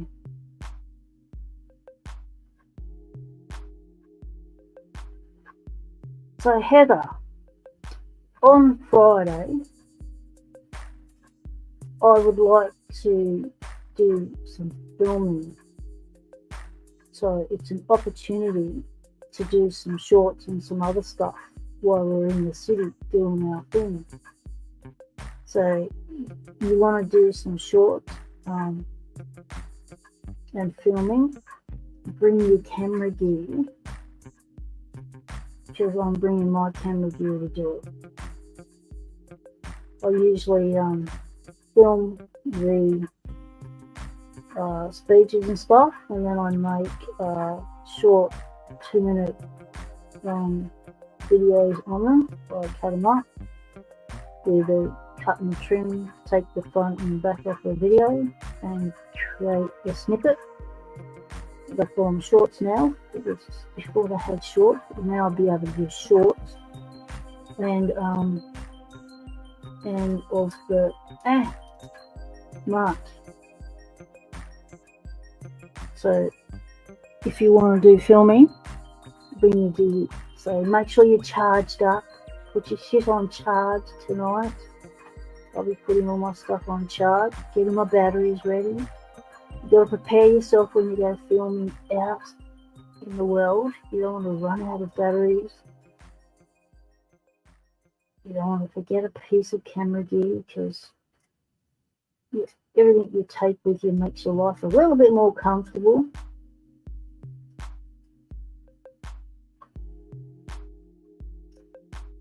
And then we can have some fun doing what we do best. Now I might even take some locks with me and pick some locks for the viewers while we're out in the city doing our thing at the major event. You can see what the city looks like. We might even do something around the fountain. We've got that going. It's about the only specky thing in the city that you can access. Well, there's lots of beautiful buildings and stuff, but you only can see the outside of them. And exciting if you can get inside and do the come on, do the locks. We've also got a heap of tunnels under the city. We've got one that goes from the Treasury building to, I think it's Parliament, where they, they do all their big money transfers and stuff under the city. And no one could see what they were doing above ground. And it's very old. I think it's the late 1800s it was made. So historically it's very interesting. And these days events and stuff are held down there. But there's sections of the tunnels that events aren't held in. That's the sections I want to go to and film the locks. So we might have a word with the people while we're down there. Let's see if we can get in. Oh, we also need to go and have a word with the mate at the Freemasons building. See if we can get in there to film the locks and stuff in there as well. That will be a good video, because that was built in I have no memory. Too sleep deprived. It was built a long time ago, and those locks are ornate and beautiful. The building itself is stunning, built by the Freemasons. Is it the late 1800s or very early 1900s, because they have memorials in there to people from the Boer War and the First World War and stuff. So that's early 1900s. And it's right near a couple of abandoned buildings. So it's always good to see that they're still standing and see if there's any opportunity for access at a later date. So there's a few things we can do to kill time in the city if we get bored with what we're doing.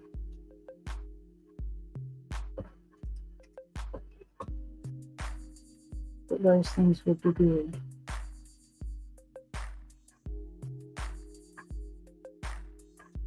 Because we like our lock explorers, especially all the beautiful ornate old locks that are still in use, and the big old keys. Be able to have a look at the big old keys as well that go with them.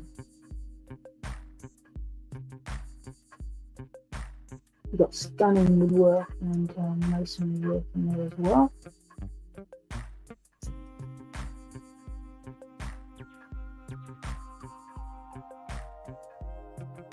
It's just a beautiful building all around. If you like architecture and stuff, it ticks those boxes. It's so grabby. I don't know if it's pissing with rain your way, but it's been pouring down here. Betty went out and it got soaked just before the live stream started. Had to dry her down. Luckily, the Lady Locks was in early and was able to welcome our guests and get it all set up while I was standing out there waiting for the girl to finish her visitors. Have a drink and a shake and a beg for a treat and get told no, go back to bed. But she just got a new sheepy. She looks really cool. She's got a trendy little hoodie on now. Keep her warm.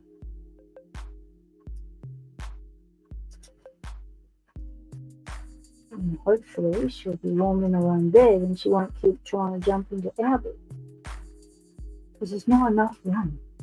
Once the dog jumps in, all the blankets go to the centre and you've got half your body with no blankets on.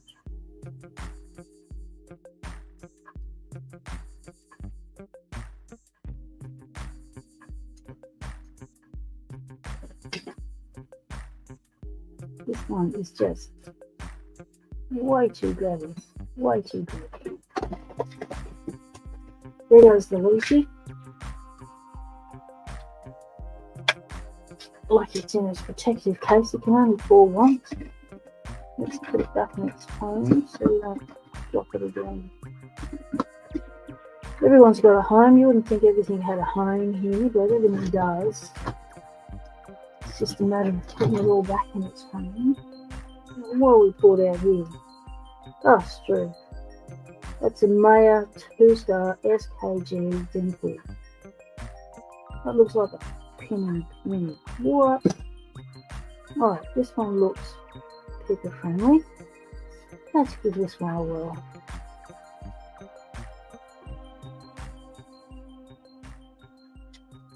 John gave me all these locks that are way above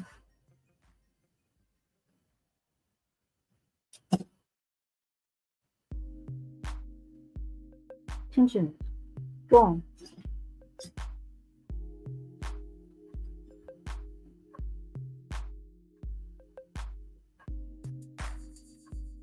Way above what I would normally pick. So it's good because it encourages me to go, okay, I'm going to give that lock a try. Give that lock a try. I get to do pins for the first time. Sliders. All sorts of things in there. Now there was a message on Discord earlier from John Doe, almost harmless, saying that he is unavailable at the moment. He has to put his attention elsewhere, and will be absent for a while. Says that anyone who is due a parcel, it will come, but not just yet. So if you can pass that message around. When I went to put a message on and I wrote it wrong, I went to delete my message to redo it. I accidentally deleted his message. And then how do I get it back? No idea. Message gone. So, sending the message out now.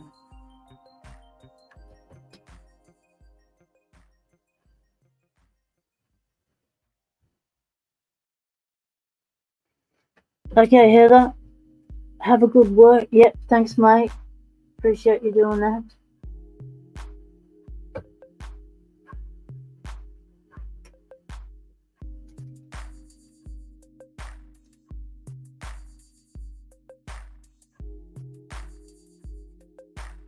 So if you want to see some of the explores that I've done on my channel, and you want to see a more cinematic version with music and drones and voiceovers and proper editing and stuff, head over to Come Hither with me this channel. And there's a lot more explores there that I haven't done that's on her channel, because she is loading explores that she did about a year ago, and I was evaluating.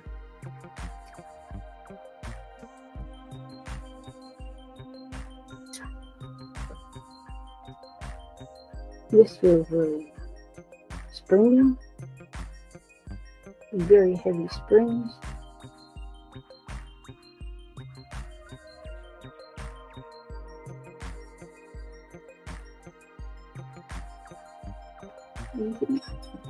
Nothing. Wow, this is going swimmingly well. Let's dig our hand in the box again. Lucky there's about 25 locks in here to go through. What's that? A roto. A roto. Roto. Let's give a roto a go. We've got a pile of locks in front of us here. Yale style kilo. Tight as a duck's butt. Let's all go in and try it. Okay, got some there. Got some there. Yeah. This wants to play. This is nice.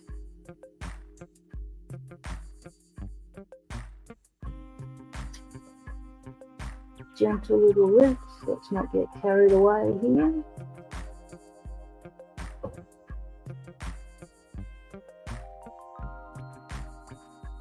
Okay.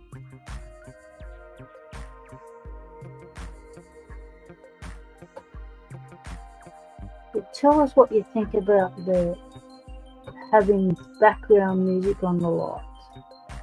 It's something we've just started doing. And do you prefer it or not prefer it? Is it distracting or not distracting?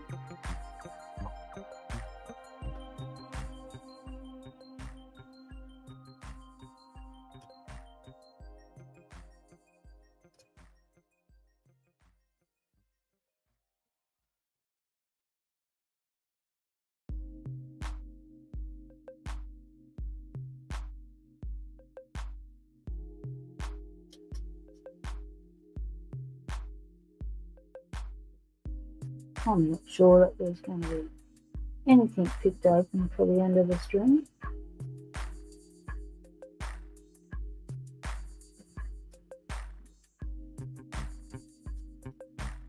Let's try. Alright, I've got some pins set. I might just need a little notes.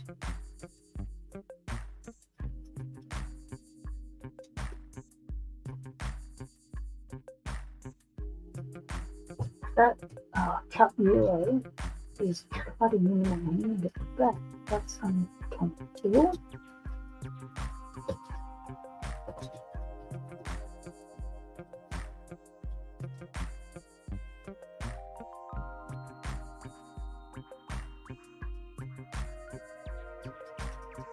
Let's do it again. Bit of a stop on these. Nothing like a graphite finger to say, yep, I've been picking locks.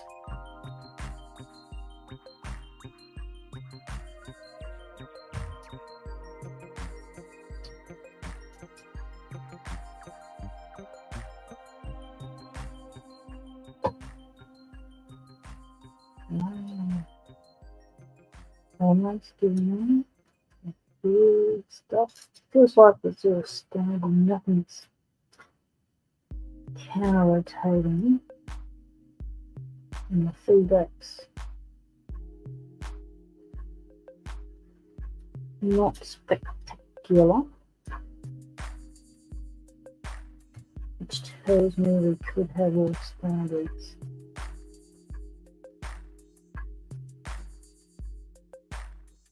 There's another go through.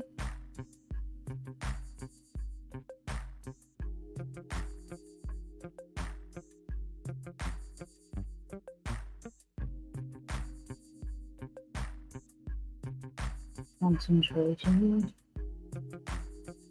visualizing the rock, feeling the pins.